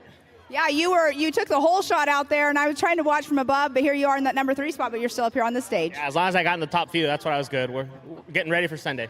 And then I just want to thank, my dad for driving again 3rd year in a row that he comes out, and Gabi for coming out here. Jimenez Racing Engines giving us the power. Yokohama, Fox Shocks, Rugged Radios, Impact. Awesome. Well, congratulations. I mean, the Bugs are one of our fan favorites out here, so congratulations on that number 3 spot. We're going to move right on over here to Mr. Blake Wilkie. I mean, the iconic purple bug out there. How are you feeling right now? Oh, that start was madness. I mean, just bugs are bashing everywhere, and I'm like, just keep it clean, Blake. I know I got excited, or if you get excited, you could get in trouble real quick, and didn't want to throw it away first lap.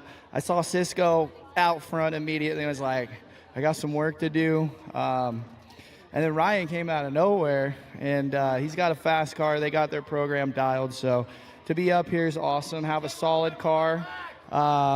For Sunday's rad, shout out to all my sponsors that helped get me here. I launched that thing wide open. Those King Shocks took all of it, and X-Comp tires. Couldn't do this without him. And all the supporters that rock Shreddy Life, that's what's up. Shred to your dad. We'll see you guys Sunday. I need a chug of beer.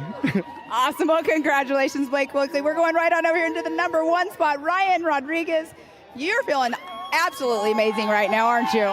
Yeah, I feel great. It was a hard race. I know my work cut out for me starting 2nd row, and there was a lot of carnage out there. Tried to pick and choose my battles, drive smart, and I had a lot of tough work with these 2 in front of me, but we came in on top. Exactly, and they were battling it out pretty hard. And like he just said, Blake just said, you just came out of nowhere. So you were just back there watching what they were doing and then took your shot, right? Yeah, there's a lot of traffic out there. I know if you hit someone, it could damage your car. Try to be smart, watch them, make lines. And I want to can't thank Continental Tire enough. The tires were hooked the whole course. Marco Orbello grooved them great. Slow Ride Garage, Donnie Donovan, Rulo, 94 Toyota Tyler, my dad, my brother, Samantha, Donnie, Laura, Winter, Troll, Boxo, Slow Ride, everybody. I can't thank everybody enough. And Winter. Awesome. Well, congratulations. Let's give it up one more time for our 1, 2, and 3 in our Class 11. Ryan Rodriguez, Blake Wilkie, and Cisco Bio. Cameron and Ken, it's back to you. So once again, great stuff here out of the Class 11 group, and they'll have obviously tomorrow to get things tidied back up, and then we'll see them again on Sunday. It'll be a lot of fun to watch them throw back down. So many cars out there, everybody going for it through turn number 1. So once again, we will take a quick commercial break here, and then we'll get it back over to Ralph Shaheen. We'll get things wrapped up here from Crandon. Stay with us. We'll be right back. First race yesterday. You're on the team, kid. It's orientation day. Hey, new guy, let's get you up to speed. Lunchtime.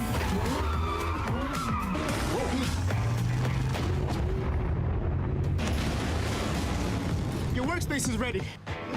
Looks like you got a corner office. Be part of something greater. Toyota. Let's go places. You're watching Speed Sport 1, your home for great American grassroots racing. It's time to rumble! Whether you're into sprint cars or stock cars, At the line! modifieds or midgets, Down to the low side, retake the lead! dirt lane models or demolition derby, Speed Sport 1 has the grassroots action you love. Are you kidding me? Speed Sport 1, the Motorsports Network.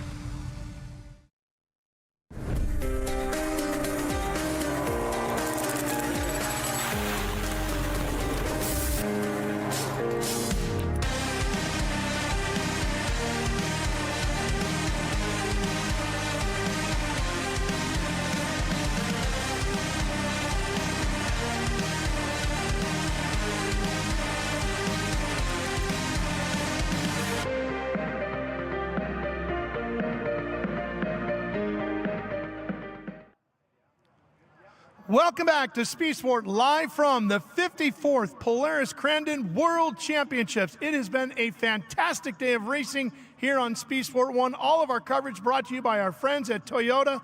Let's go places with Toyota, and we've gone all around the big house today with some tremendous racing. Speed Sport 1 will be back here again tomorrow at 7:30 p.m. Eastern Time. You're not going to want to miss it. Live coverage of the Ultra 4 machines battling out here at the big house in Crandon. And then Sunday, the day begins at 11:30 a.m. Eastern Time in the morning, and we go all the way through the Red Bull Cup Sunday afternoon. It's going to be a fantastic weekend of racing, all live, of course, right here on the Motorsports Network, Speed Sport 1. We sure hope you've enjoyed our coverage here today. I'm Ralph Shaheen, and as our friends at Toyota say, let's go places. And right now, Crandon rocks, and I'm going to KISS. See you tomorrow, everybody.